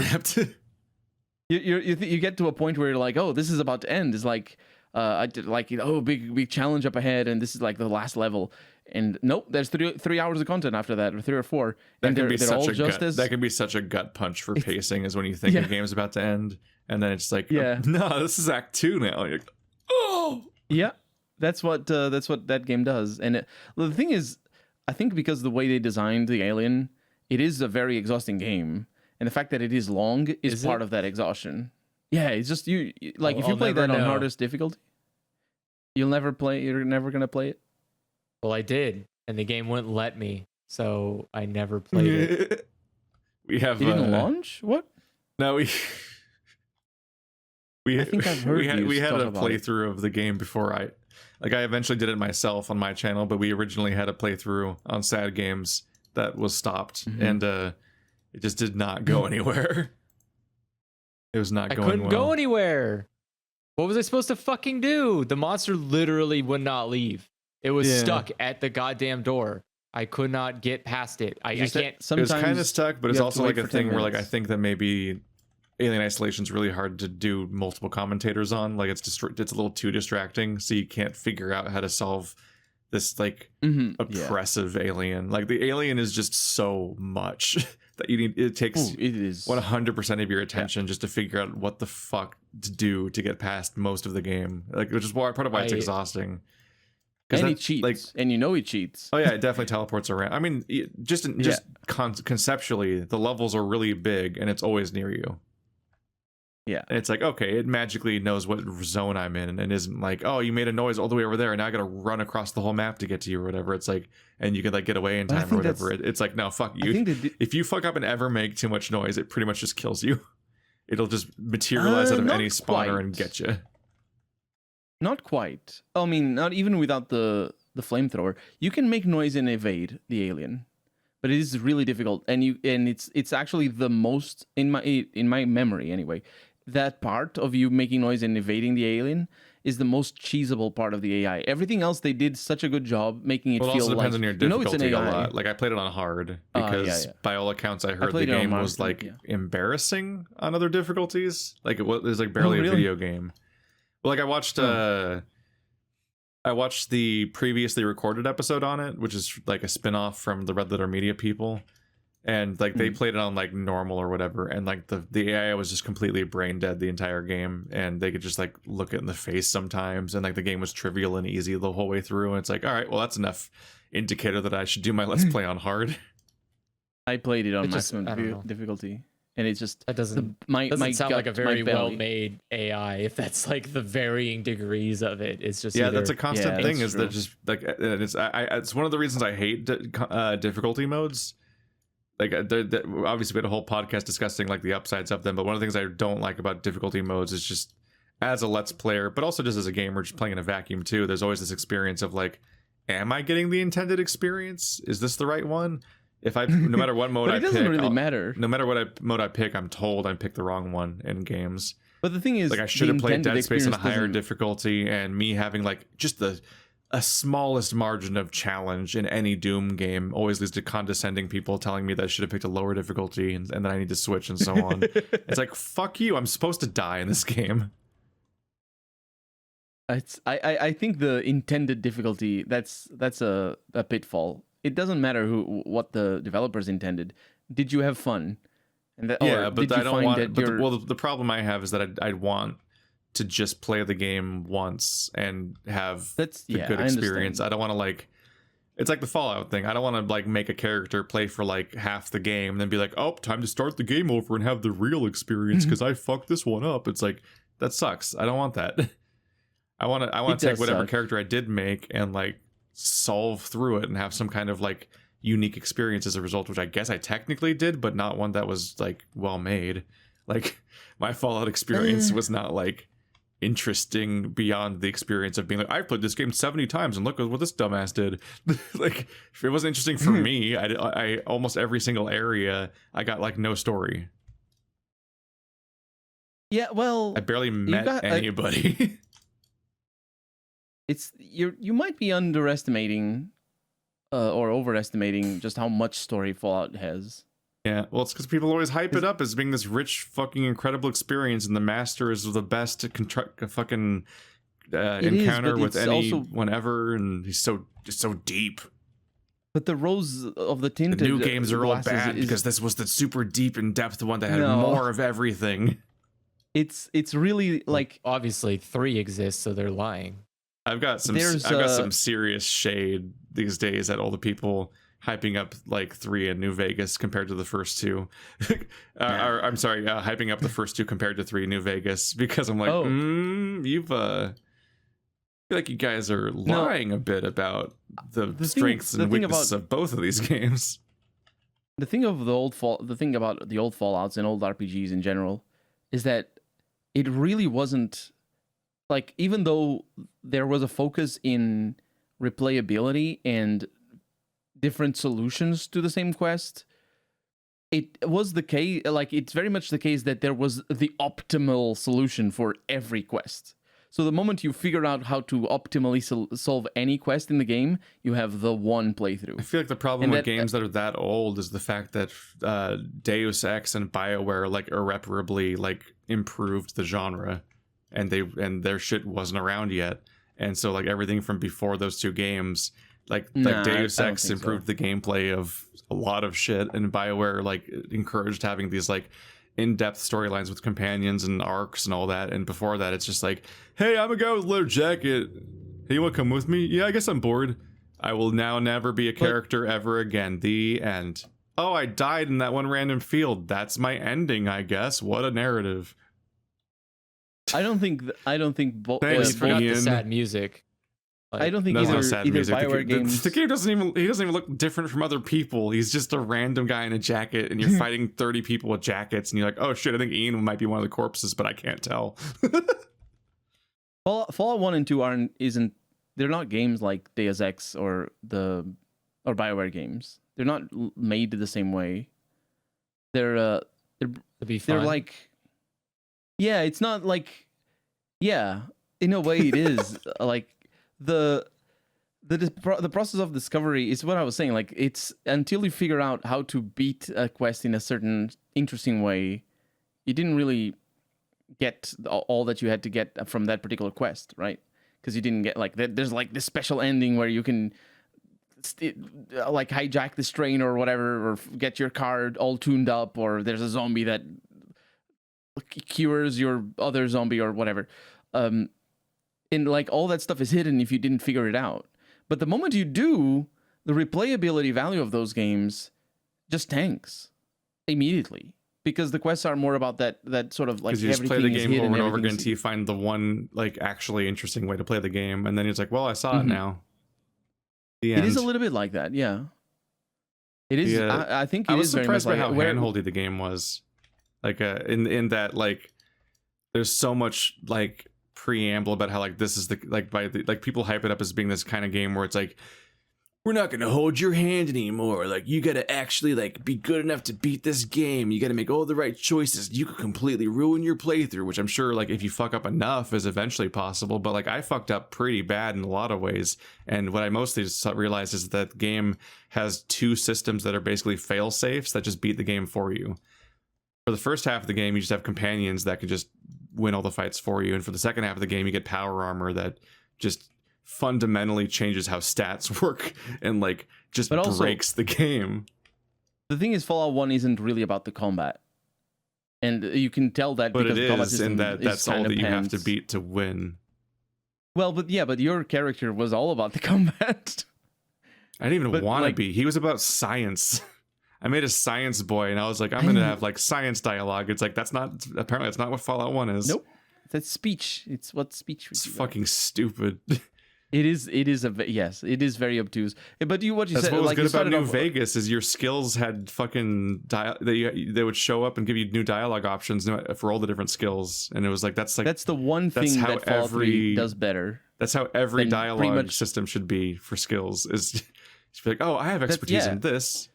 This is my chance. That's the one thing that Fallout 3 brings to the fore in any Bethesda game, but also in the Fallout franchise, is that it actually cares about what skills you have in the dialogues and the options. But then New Vegas made it better because it was just like, oh yeah, I do know about that, and then it would just happen. Whereas in Fallout 3, it was like, oh no, I got like a barter skill, or technically bartering is a bad example because it's a persuasion type interaction, but like it'll be like, oh yeah, I got an engineering skill. Let's roll a 12% chance of whether I know this thing or not. It's like you just do or you don't. How it's just you're good at engineering or you're not. It's not a fucking dice roll. Also, the lines are so badly written. Fallout 3 has some of the worst skill lines specifically. The worst stuff. It's so consistent. All your skill lines is written like the writers were completely out of ideas. And it's just like they know the story they want to tell, the story about what they want to say. It's just, it's normal writing. But they're just so tired. In comes the science line. Yeah. But Fallout 1 is just, and Fallout 1 and 2 are just, they're different. They're games from a different era. I think like even if you compare it to the BioWare games that were happening at the time, you see the same principle of quests. Like I don't think you've ever played Baldur's Gate 1 and 2. Nope. Yeah. If you play them, there's a lot of quests that you're just not going to figure out how to solve. Well, maybe not a lot of quests, but there's going to be some quests that you're just going to be like, well, I don't know how to advance. Either you look it up or you don't do it. And a lot of the replayability of those games is precisely in figuring out what to do to figure out some quests out. So it's like a puzzle in a, there's puzzles as well. What I do is I just vibrate anxiously for 2 hours and then edit it out. And I'm like, I did it. I found the jankiest solution to the bullshit. Yeah. Just have to load the same save and talk to the master again for an hour, and then I'll finally beat the game. It's just because you needed 130% speech. I think I haven't watched the whole of the last episode. I only watched the rambling after. Because it's difficult for me. I feel I feel compelled to comment on every second, and I'm like, no. Seriously, it's difficult. You can just do an entire Let's Play that's just you talking shit over my Let's Play. Yeah, do it. Professional Let's Player watches professional Let's Player play video game. I've beat Ocarina of Time 17 times, and I can't believe it took you 30 seconds longer than the medium to realize that the music direction is how you go through the Lost Woods and the. But like what I said a couple of weeks back, or maybe last week, is I still stand by it. You did very well. I have done so many bad things in Fallout 1 and 2. So many bad choices. So many like dumb things. And I think everybody my biggest regret is I didn't save dog meat by locking him in a random room and then leaving. Like I think losing your companions in that game is part of the fun. No, I just dropped them off. They just go work at that shop now, except in the epilogue that town got wiped out. Maybe they left. Yeah. But that was a guy that pissed me off, and so I shot him in the face, and so that was just an empty building now, and I just left my 2 companions there. They just get to chill. I think there was more. I found out later that there's a Junkertown companion that I literally didn't even register existed as a person. I have only hired that companion once. Like, and I don't remember when it was, but I was very young. Those games just have massive crowds of people, and you can't tell like who matters ever. Yeah, you just need to talk to everyone. Remember how old games used to say talk to everyone? Yeah, but it's so hard to talk to everyone because you can't. You think you did. I tried to talk to everyone in every town, and I couldn't tell. At some point, you can't tell who you have and haven't talked to, and half of them walk around, and they look the same. And you're on camera, so you can't do what everybody does, which is just do it over and over and over and over again. Just obsessively, like a fucking lunatic. Obsessively. And then, like, a lot of the dialogue's really not memorable, so you're just like, have I had this conversation before? So then if you try to brute force it for hours and then edit it together later, you're like, is this a new conversation? Do I put this in? Fuck. I need to check my footage. Yeah, it's a huge pain in the ass. But yeah, like people, No. why don't you find every secret in every game? It's like, oh yeah, why don't I just grind my face against every single wall of every single room and mash A for hours? That's compelling. People don't get. People don't get that very basic element of why we behave this way. In my completionist playthrough, I think I got everything in Fallout 1 in my completionist playthrough. But in my completionist playthrough of Fallout 2, I still didn't get everything, and I looked at walkthroughs. I know the game back and forth, and I still messed up every once in a while because those are really hard games to finish, like full on all secrets. Oh yeah, it's like how it's really stressful to try to do all the storylines of all the characters in a Dark Souls game, even if you think you know them, because it's just like exactly every time you defeat any boss, you're afraid that you're accidentally defeating the boss that breaks somebody's quest chain because you didn't talk to them in the right place yet or something. Mm-hmm. Or you didn't upgrade your pyromancy flame. It's so arbitrary. I didn't. I just remembered that the other day that you need to upgrade your pyromancy flame to level 10 to unlock a companion that disappears in a very, very early boss fight. If you fight a very early boss fight, which is the spider lady, that one NPC disappears, and upgrading your pyromancy flame, a boss that can be made even easier difficult. by the master key. Oh yeah, I didn't even think about that. Oh yeah, I did it. I did in one of my Dark Souls playthroughs just to fuck with the play order. I killed 4 kings before I went to Anor Londo.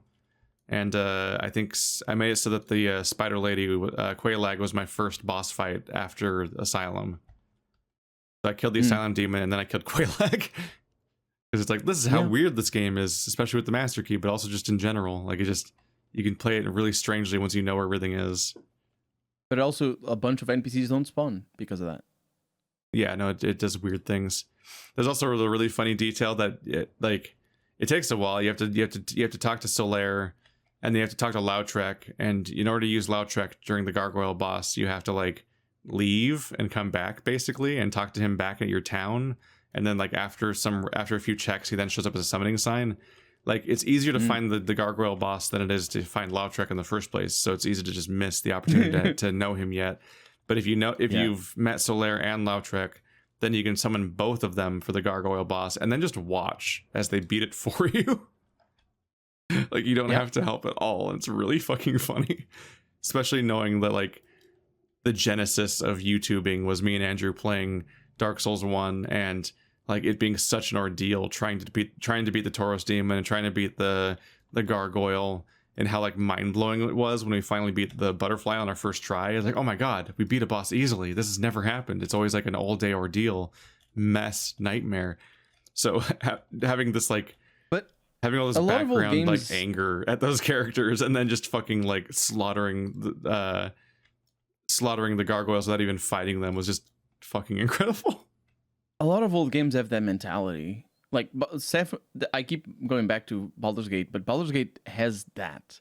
If you play a spellcaster in Baldur's Gate, all you have to do is cast the right spells, and you don't even need the rest of your team, because Baldur's Gate is a party-based RPG. You have a team of 6. And all companions that talk and all that. But if you have one spellcaster with the right spells, you just cast them, and that's it. And you kill everything. It's just like, it's easy mode. It's not. It's really difficult to figure out what right spells are. But if you look them up, which I can't say I did. I figured them all out by myself, and people in chat helping me out. But it's still... And Fallout 1 is the same, like Fallout 1 and 2. I know the ideal way to beat the game. I never have a hard time with it. Are you telling me the ideal thing isn't to like disable VATS on your entire character and then specialize in using a sniper rifle? That is bad. That is a bad thing. You need to shoot them in the eyes always. And yet, Master dead. Exactly. It's what I'm saying. Like you did amazing. Mission accomplished. Although you did also amazing because you really were very resilient with the amount of stuff that you had to go through off camera. That is... Yeah. I had a real low point with the glow. I was just so sad. just trying to find out where the fuck the Brotherhood was sending me, and all their instructions being unclear, and then finally going there and not having the rope, and then loading an old save and going back to where my box was, where I left all my random shit, and then being like, oh yeah, I should optimize my gear and so on, and then going to the glow and then realizing I still didn't have the rope. Oh no! And be like, oh fuck. And like every time you do one of these trips, it's like 20 minutes of random encounters and bullshit, and it's just like, I just want to go to the glow with a rope. Then so many comment threads are about how I didn't explore the glow correctly, and I'm like, I tried all the doors. That was all of the glow. What? I don't understand where I missed that you missed. You missed the it's an interesting dialogue. I'm pretty sure everything there didn't work or was locked. It gets activated later. It's one of those things later. Like, on a replay, no, in the very last part of the game, of the level, you just have to double back around. I think I don't remember exactly, but it's one of those things. Like the next time you play the game, how would you know? I'm sure you will do. Because you just are obsessive when you explore. If you do that, if you're obsessive, you can find it all. Otherwise, you're not. I think it's unfair to expect people to find it. I didn't find it my first time. It's like the talk to every dialogue person prompt, except what they actually mean is talk to everyone 3 times, apparently, in the case of the glow, because I checked everything. There wasn't much there. It was one U-shaped level, and that was the entire glow. If I remember correctly, you get in through level 1, you go around the explosion, you find the key card. Go to level 2, or you go directly to level 3. No, I think in level 2 you have a key card as well. And then in level 3 you activate the generator, right? I don't know. Did you activate the generator? Because the objective with the glow, you use a rope on that one piece of rebar or whatever the fuck to enter the hole, and then it's just a U-shaped level that ends in you getting the power. You didn't go down the elevator? No, everything. You didn't go down the elevator? As far as I can remember, everything didn't work. Oh, that's the problem. Yeah. So the I couldn't reason why get you didn't through any doors were like locked and stuff. I have to look at the video. There's one door that electrocutes you. You need to use repair. And then there was just like no hint that anything existed there, and nobody ever told me to go there again. Yeah, the glow is one of those deceiving quests, because the objective is just to get a single item that's right at the start. But if you dig deeper, you get a huge amount of level. But it's also mostly it's really fucking weird retroactively, because this game keeps giving you radiation items, and it's the only place with radiation in the entire game. Exactly. Well, it's not the only one. There's another one, but it's I think you get radiation in the. Remember those guys that sell guns in Adatum by the Deathclaw, or after the Deathclaw? Or did you not find them? Yeah, there's like a toxic waste like river or something, but I don't think you could walk in it. I think you get radiation there. It didn't give me any radiation. Yeah, you're right. I don't think. Yeah, that's true. The glow is the only place you get radiation. But they probably didn't want to gate you there. Yeah, I don't know. Which just adds to the insult that Bethesda made Fallout 3 be just Fallout Radiation Edition. I mean, radiation. I mean, I feel like it's the opposite. It's Bethesda honoring a mechanic that was underutilized, because the original Fallout game showers you with radiation items even well past the point where you've already played the only radiation location, and it's just like, yeah, more radiation items. This will come in handy someday. You better use your limited inventory space to carry these around for no reason. And it's like, the game ended. There was no radiation ever. You do receive radiation from traveling around the world, because there's radiation storms and stuff. But it's very. I don't think I ever encountered radiation, and I had a bunch of redundant traveling all the time. Mostly just encountered that one merchant that doesn't really sell anything, but he basically just gives you directions to towns but I only met him after I'd been to everyone. But then I met him like 7 times, and it's the same conversation, and that's the entire encounter. Yeah. I also like the one where you just spawn and nothing's there, and you're like, oh, that's the good encounter. Is anything happening? No enemies. Is this an encounter? What's happening? And then you read the text, and it's like, oh, rocks fall, but they didn't hurt you. And I'm like, oh, cool. Those are the good encounters. In Fallout 2, when that happens, usually it's Deathclaws around you. You could just not have an encounter if nothing happened. Fallout 2 has so many more. Exactly. Yeah, I agree with you. Because I still have to be like, oh, what's happening? And then like search the screen for context, and then, walk away slowly. Like, I was on my way somewhere, and you just made it take a minute longer and nothing happened. And Fall 1 is one of those games that people say, oh, you can finish the game without killing anyone. And it's true, but it does... Oh, Shadow. But it does require you to run away from everyone in the wasteland. In a very janky way, because all you do is walk off to the edge of the map, and it automatically puts you in the wasteland. And just you can continue traveling. Oh yeah, there was just a point where just because combat was so tedious that I would just run to the border of the map during random encounters as much as possible just to not have to do more of it. Yep. That's what I do all the time as well. That's just the way to play Fallout, honestly. Unless you feel like you find somebody tries to kill you and they don't have interesting gear, you walk away. Just walk away. That's what I do.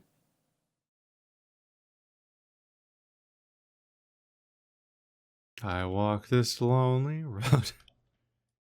Shadow barked and Andrew left us alone. I think one of my peak moments of dumb was that might be his food arriving or something.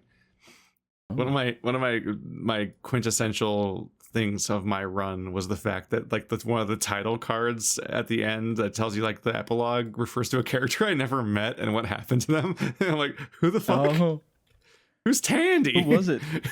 Oh, no, you didn't meet Tandy. I never met Tandy. Who the fuck's Tandy? Aww. There's Tandy's... There are 3 characters in the first town. There's the doctor, the guards, I guess, is one character together, and there's the one talking head. Those are the 3 characters in all of Fallout 1.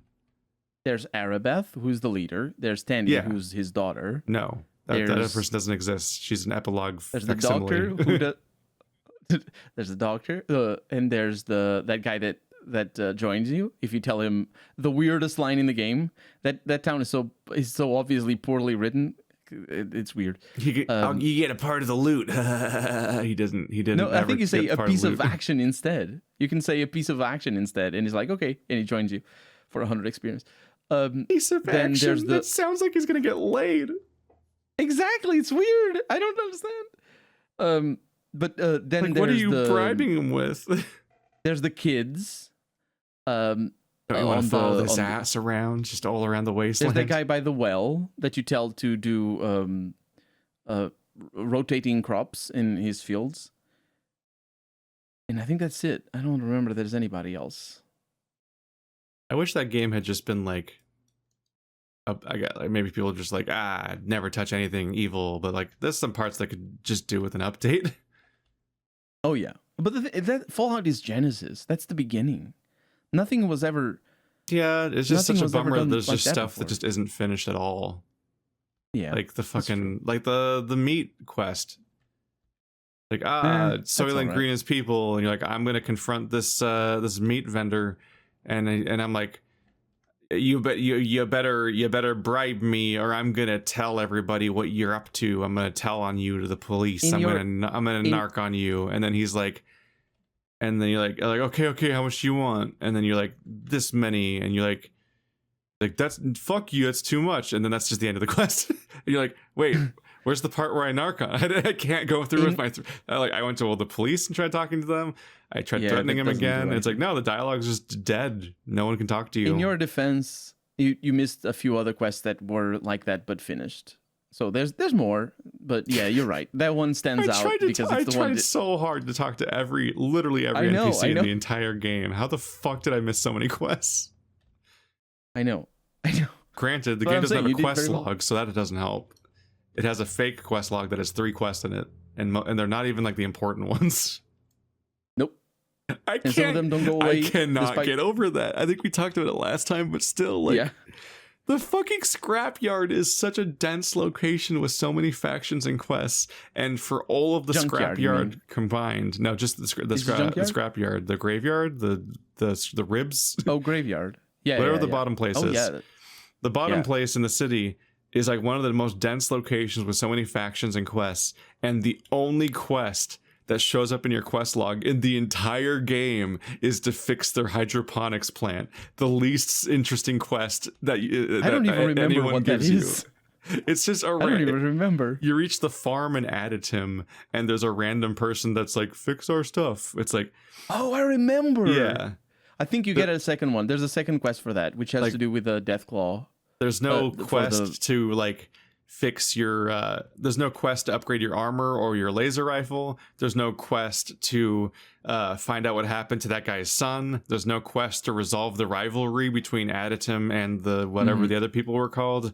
There's no quest to clear out the death clause for the people that want the death clause gone. Like, just nothing. Can you believe there's you say there's only one quest. There's one quest for dealing with the death claw problem, but it is a different instance of a death claw that isn't the one that you also solve related to that, and you don't solve it in that town. You solve it elsewhere. I don't remember exactly how it is, but I think it's the water merchants that keep complaining about their caravans going missing. Yeah, that's in the hub. That's the other encounter with a death claw, my first one. Maybe I'm confusing. I defeated him by kiting him for half an hour. Kiting is life in Fallout. Yes. But yeah, like, in case somebody forgot what I was talking about, I know these are all quests. I'm describing the literal quests that exist. My point is that none of them are in the log, but there is a quest log, and it's only the stupid thing no one cares about is there, and not the 50 other things. It's like, what? How did this quest log happen? Who was it for? It has, like... Yeah. I spent the whole half the game thinking, like, it just has to be broken, right? It's just glitched. It has to be glitched. No, they just didn't program it. Why would you only program like 3 quests and they're not even the important ones? The game's so unfinished, and it's like legendary, and it's like, can we just like slightly finish it? Just a little bit? Like, just a couple quality life improvements, like finishing the quest log working. Like, just let the GOG people just like tamper a little bit, just a little bit. Just let them finish the quest log, please. There are mods that finish the game a little bit more, but none of them touch the quest logs. What the fuck? Because the people playing the games and playing with the mods, they already know all the stuff. They already memorized the whole game, so fuck you. I think that might be the reason. It could be a technical issue, though. Like, it could be too difficult to make quest logs. It's just like, why is this in this way? Video games are weird. Video games are weird, and every RPG is janky as fuck. No exceptions. No exceptions. Part of why I love the genre. They're trying so hard to make the hardest kind of video game possible, and they never make it. It's always like this weird malformed nightmare with like a missing arm or something. But we love them. I mean, I love them. Anyway. They will always have glaring problems, from the translation to like the bugginess, or to like, and just like having that one major feature that you're gonna have to engage with the entire game that just isn't done. And will, like, it'll just get in your way every hour of the entire experience. There's always just something up. And sometimes it's funny and embarrassing, and sometimes it's just confusing. Like like embarrassing being fucking Wasteland 3 saying Colorado Springs in the middle of the screen for our entire playthrough. Holy shit. What? I think that was like the best part of the game. We were playing that game for months and it still never got patched. It just said Colorado Springs in big bold letters in the middle of the screen the entire game. But at least we knew where we were. When you loaded the game, because to me it only happened. Close the game and go to the title screen, it would still say it on the title screen. It would say Colorado Springs. But when you exited the game and loaded the game again, it wouldn't say, right? Yeah, we'd have to load into our first location, and then that location would be on the screen for the entire playthrough. Forever again, yeah, that's true. It's like, Jesus Christ. I remember we had our fever dream moment of realizing the final boss was like clipping into his vehicle and on fire while talking to us, and on top of him it said Colorado Springs. It's just like so hard to take the finale seriously. Look on the right side. There's like 4 things broken at the same time, not the least of which was that I like one-shot his tank. Because the game's horribly look on the right balanced. Side. Tomorrow, as of the time of this episode going up, the second DLC is going to come out, so you can replay the game. Cult of the Holy Detonation. God. Can't we just like skip to those parts? I don't know. I should just play anything else instead. That's the thing, is like part of me wants to finish everything about every game, including every DLC for the games I play. But part of me is like, or I could play the next... Or I could just play the next Yakuza game instead or something, or like Podelka or something. Like, why go back? It's not worth it. You still have your saves. Like, why go back and play the fucking 17 DLCs to Final Fantasy 15 when I could play Kodelka or something? Anything. Yeah. I mean, that's a good question that I think you've already found the answer to. Like, if it was just like free time, like fucking around, who gives a shit, and I don't have to perform, then it's like kind of whatever. But it's like, if you have to like film the episodes and schedule them out and be like, there it goes, like me playing those DLCs, that's like a month or two of me not playing something else because I decided to go back and play DLCs episode Gladiolus. The DLCs are like 9-hour, 10-hour affairs. That's long. Yeah, well, I suppose yes. That's fair. That means those 2 DLCs are like an entire month of the RPG slot being dedicated to, well, let's see how much lore they added to Wasteland 3, a game that was Wasteland 3 the first time. The multiplayer experience is something. I did experience some bugs, but nowhere near like you. It's just the fact that even if it wasn't buggy, it was just like not a very well told story, and the gameplay was balanced like just complete ass, and it was frequently glitchy and broken. The story actually baffled me. We wouldn't know because we literally killed every instance of it. All these parts where your character's like at a doorway, but he can't shoot through the doorway, but he can shoot through a wall in the other direction for some reason. And like animal companion being the only skill that matters.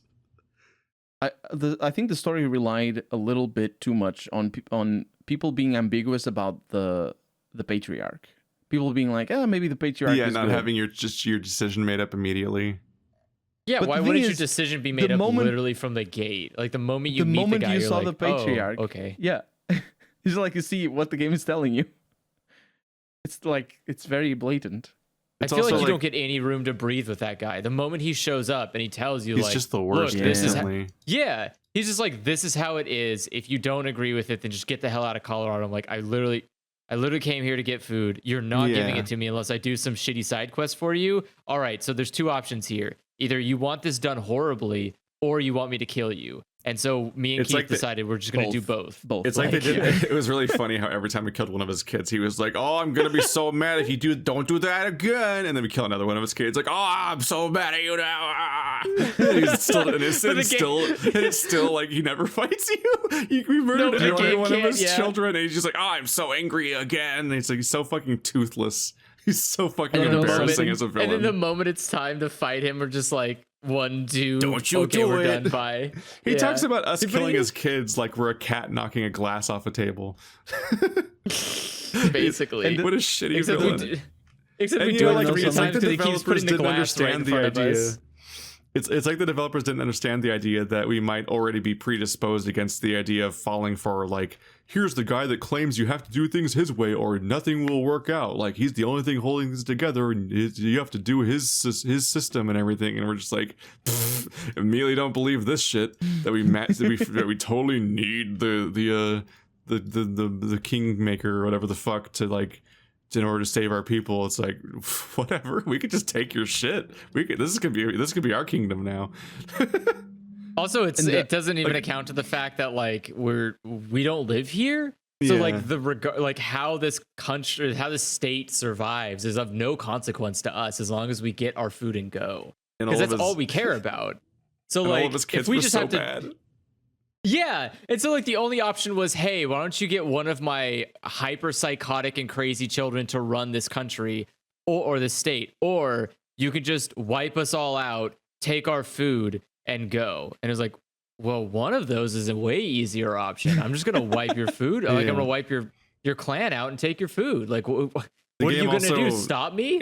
In the light of Fallout and stuff, like, it has like some similar problems where it's like, wow, look at all these different options you have, and you can just shoot anybody, and there's all these things you can do, and it's like, yeah, but you basically have to play the game a really specific way to have a good, interesting experience, and every other option is you misstepping of like building your character wrong or making the wrong choices or, you know, shooting an NPC ever, like the heavily advertised feature of being like, wow, that's what's interesting about us, but it's like only interesting in that it ruins the game.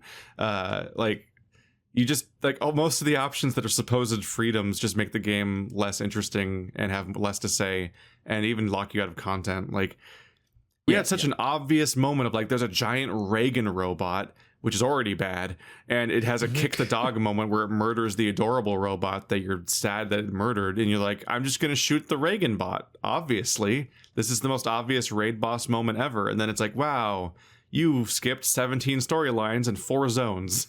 Then none of them work now. You go to the entire next zone after that, and they're already mad at you for a thing you did before you met them, so you never get to even interact with that entire zone. And it doesn't even make sense that aspect that they get mad at you, because they really shouldn't be mad at you.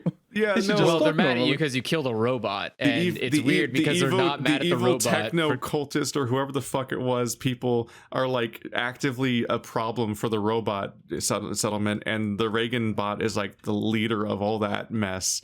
But they want you, but like, you're only allowed to engage with the story if you like parlay with the Reagan bot, meet the robot people afterwards, because he's literally in the way of them, and then go back and be do a whole like, I think it's like a rehabilitation of the Reagan bot quest or some shit. And it's like, what the fuck? Shoot the evil robot. It's not that deep. They didn't even, and the game developers didn't even think about the idea that we would do that, because like, the game they called him fundamentally Reagan. Doesn't work as a game for like 3 zones if you do that. That one, like, it's a good thing that fight took 2 hours to resolve, because that's all the content we got for like 3 zones. They just turn into they just turn into museums where you just can't do anything. You're just like, oh, look around, oh, there's people here, they're hanging out. All right, bye guys. They're really pissed. See you in the epilogue slideshow. And that's like a third of the game right there. So bad. Don't do it. Like, you gave us the option. Do you want to know something though about the DLCs? If you the DLCs have 2 or 3 options, major options for the major quest line, or at least the first DLC has, and one of them or 2 of them, the Patriarch doesn't like. Doesn't like it if you choose it. So you get more chances to go up to the Patriarch and tell him you did something that he didn't like. And then he still doesn't do anything again. He still doesn't do anything, though. Yeah. The Patriarch is such a fucking impotent villain or hero or whatever the fuck you think he is based on your playthrough, but he's obviously the villain. He should be detached from you. He should be like... you couldn't talk to him. You could just like talk to him over the phone, and if you did bad things to him, he'd be on your ass or something, or throw people at you or something. It's also frustrating because we just saw a better example. Like, I don't usually praise Tyranny, but like the judge thing was cool. Why not? Tyranny was great. Tyranny pissed me off because every single it misplaced all of its decision points. Oh, it was really restrictive about when you could make choices, and it loved to reveal information right after you made your choice that would change what your choice is, but then not allow you to like be like, no, fuck you, I'm gonna hit you now and you're gonna die. Like, you like, one of the most pissed off moments I ever had was the fucking guy that like reads with his hands, and it's like, that guy's fun. Oh, I don't want to help this guy, and it's like, well, fuck you. You got locked into this mission preemptively by accepting it like 30 minutes ago. So now literally everything that happens in this mission, you can't make any choices about. You just have to just play out, and be like, oh, wow, are you the true villain? And it's like, I'm not making choices. There's one way to play this level. I can't do anything else. I remember that. And that happened every level. It only happened to me a couple of times, I think. Like almost every level, I'm like, oh, great. Now I'm just cool. I love how in the moment I can't make any choices. I just got to just sit through these environments where my character is just like cool with all the stuff for some reason. And it's like when I picked a side, and of course it's like you have to pick one of the sides. So here we go. But you're gonna praise. You don't have the context for what you're doing. Yeah, that's a trick. They do that on purpose, and it's just very blatant. It's like stupid Spec Ops shit, basically. Yeah. But you were gonna praise it though. Why? Oh, the judge. I already said. it's like Patriarch, but good. Because it's like, oh, it's the big thing that's judging your entire playthrough. Yeah. I would prefer if they did the Morrowind thing, where like, as we were on our adventure and doing stuff, someone just casually kept coming into our combat to try to murder us. Like assassins just kept following us. Assassin guy that's you've installed the Tribunal DLC, so we're gonna keep murdering you at random intervals when you're low level, and you're not gonna be able to do anything about it. Fuck you. Yeah, that would be great. Like, that would have been such a better outcome for like pissing off the Patriarch. It's just like, look, just get rid of those guys in the shadows or whatever, and we just be able to like, we'd be do it in the middle of a fight. We're just like, okay, we're gonna beat his ass. Like, there they are, kill him. It's like, badly integrated DLC. Oh, it was, but. You just get attacked by an assassin at random intervals and he just murders you. So it's like, I hope you saved recently. And then at the end, like eventually, like after a few hours, you're going to successfully kill one of them. And now you have like game breaking equipment. Yes, that too. It's not only super difficult to kill them, but when you do, it just breaks your progression for an entire armor. And then all the comments are all about how I'm ruining the game by you wearing the armor that I fucking earned. Wearing the armor that he gives you. Like the game was ruined by it being badly made. They did a bad job. What you need to do is you need to get the armor gold there. What do you mean don't read the gold files? I earned them. Yeah. Yeah. Morrowind is a brilliant game in that regard, like how breakable it is. That's good. I think that is good. I like that. I like that you can jump for hours on end without stopping. And because you just install a shirt that eliminates stamina reduction. I mean, the weird quirks of the magic that you have to work for are more interesting than an expansion feature just shitting on the entire game's progression on a whim and being basically unavoidable. And you just have to, like, on our system, decide not to use it, assuming you even know it's from an expansion, which why would you? Exactly. When you buy it any year other than the first year of it being out. But also, all you need to do is talk to one person in Ebonheart. And they stop. You just talk to them, and they stop forever. But by then, the damage is too late. You've already gotten bullshit assassin gear, and you're overpowered. Yeah, because you only need to kill the one, and you actually need to kill the one, otherwise you don't get the quest, I think. Because you need to tell him, oi, this assassin tried to kill me. And now I look like them. Don't ask questions. Incidentally. Yeah. You killed my brother, prepare to die. Well, that's the fun, right? Speaking of janky RPGs, here comes Elex 2. Can't wait. Oh, man, I've been reminiscing about Elex's writing. and it is really bad. Is it true? If there's any truth to it. What? It must be true if it's true. Is it true?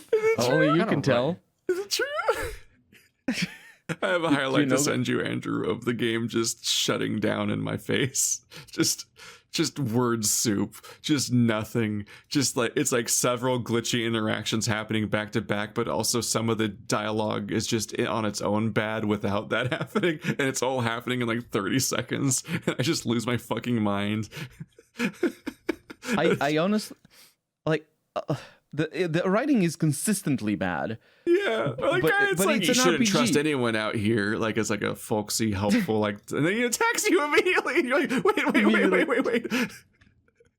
But like a lot of the dialogue, even though it's bad, it's like, you know, you get this quest, you complete this quest, you get this reward. It's all, you know, RPGs have that sort of charm where it can be bad, but you still get somewhere. You get the things, but. Like the problem is the game has I think the game has aspirations to be more than just utilitarian dialogue for quests, and then at the end of the game it just all falls apart. And I think I got out of Elex with a better sort of, pardon the expression, taste in my mouth because you didn't play the epilogue like I did. Exactly, I didn't play the epilogue, which is like an hour and something of content after the game is ending. Yeah. It's just like. More bad writing. It's all the bad so writing. Bad because the game tries to like put a hat on what you did so far, and it's like desperately trying to recap or react to the outcome of your behavior, but not without having that many actual checks in the coding. So it's like there's only like 3 flavors of ice cream basically. So each of the factions is either so mad they want to murder you, or they're like in love with you now, and it's just like a weird soup of random things happening. And like, and also you'll and some of them will just trigger like 3 consecutive conversations that all like clash with each other as they're trying to brute force resolve all of the things that have happened since you last talked to them. And also, let's not forget the voice acting. I mean, no disrespect for the actors, they work, they're I can't do better job than them. But it was bad. It was bad voice acting, and the main character had bad. It was bad. And it did not help. Like, you can have bad writing if you have interesting voice acting. It can carry the game. But no, that one was just. It's ingrained in my head, the voice of the main character, and him just saying the most banal shit. He just says the most banal shit all day, every day. He's so boring to look at and listen to. You get a sequel out of this guy. If you can't wait. anyone who wants the context, you can look up on YouTube. Elex highlight "Is it true?" and you'll get just 2 minutes of what. And that was like my closing experience with the whole game was the farewell tour with everyone. So like that's my memory of Elex more than anything else that happened. It's my memory more than what the plot was about. Like, I struggle to remember what the climax was and what the choices were, or what the antagonist was. Sounds like a pretty good story then.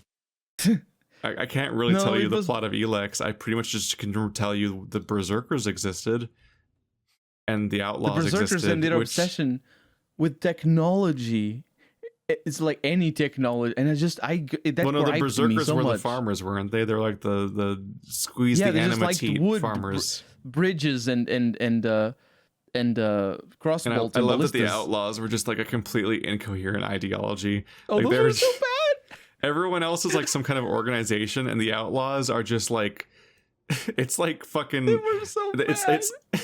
It's like a group from Divergent got into an RPG, and like they're the parkour dudes, and like, what do you guys do? We do parkour. It's like, wow, that's a whole part of society. It's weird. But we're not nice or smart. Have you seen Divergent? No, I know the premise though. Jesus Christ. Because it's like we're the smart technology people and we're the caregiver people, and like there's all these different factions that make up society, and then one of them's just like, we're the parkour people, we do parkour, we're so radical. But those are not the Divergent. The Divergent are the ones that are they're not the Divergent. People at the same time. They're rad dudes. They're the Teenage Mutant Ninja Turtle faction. If you happen to be a farmer and smart, you're hunted down for your crimes. Yeah, because you can't have 2 personality traits. That's insane. That's so dumb. I'm so sad there's not going to be a final movie in that series. I need to see it. But honestly, better than Elex. It was honestly better than Elex. That premise and the execution. I feel like one day we have to do a watch party of the Divergent movies and fucking Maze Runner. Oh God, I just remembered Maze Runner. I don't remember Maze. I don't know what that is. Was it worse? It's the most. It might be the funniest YA movie series ever. Is Maze Runner, because it just like every movie in itself is just insane as a concept, but every single movie ends with like a earth-shattering revelation moment. And they clearly just like wrote it at the time, and then just had to like deal with it later, basically. And it's like, fuck, this is my. I gotta deal with that now. And it's like they're so fucking absurd. Like it. I could never explain Maze Runner to someone. I just have to just show them to it. Here you go. It's a ride. It's like Zero Escape the movies. Like that level of like, wow. Oh, that's the reveal we're going with for the end of this movie. Cool. 1/6 gravity. Oh, and did you... I don't remember if you saw the romance scene with the... I don't remember her name. There was one companion who... So you always are a man. Your main character is always a man, right? And there's 3 women companion, if I remember correctly. And one of them had black hair. And I think you might be able to romance all of them. I don't remember. Did you see any romance scenes in Elex, Keith? Oh, I barely remember Elex. Because there was one romance scene, I burst out laughing how bad it was. Because, like, from a just romance writing perspective, it was just so outstanding how bad it was written. I mean, the idea that any of those characters you could possibly care about to like romance. No, you get points. Don't you remember that you get +5 or +10, like, basically every time you did something for them? It'd be a struggle to even piece together all the shit that happened in Elex, but oh my God, there were so many. That was an adventure. We desperately have to stop though. We're so over time. We do. Yeah, we've hit the period where we talk about RPGs for an hour, and Andrew's waiting again to leave. I've never played any of these games, and I never will. So just letting you guys have a good time. You played that one though. I guess I played a couple. I played a couple of them, but they're games I try to actively avoid. You better not murder any more of my children, or I swear to God. I mean, I'm gonna be so mad at you. Like I don't know. They just are never going to be games made for me. They're just no, there are. There's Banjo-Kazooie. God. Banjo-Kazooie's not an RPG. The fuck's wrong with games? No, I meant like everything's RPGs. an RPG because you play a role. No. I don't know. I just don't interact with stories very well. Stories are kind of like a hindrance to me and what I want to do, which is like play every game like Doom. And so when a game's I had like, another encounter with a fucking r/let's play person. Fuck, we'll have to bring that up next time. Oh God. Okay, let's tune in next time to see what cliffhanger, guys. So fucking you can always smell them. What? From their comment and how stupid they are, you can tell who they're from r/let's play, and then you like search it, and you're like, there they are. They're in r/let's play. This is just a fucking cesspool. Next time in Dialogue Choices. Unless we forget. Bye. Bye.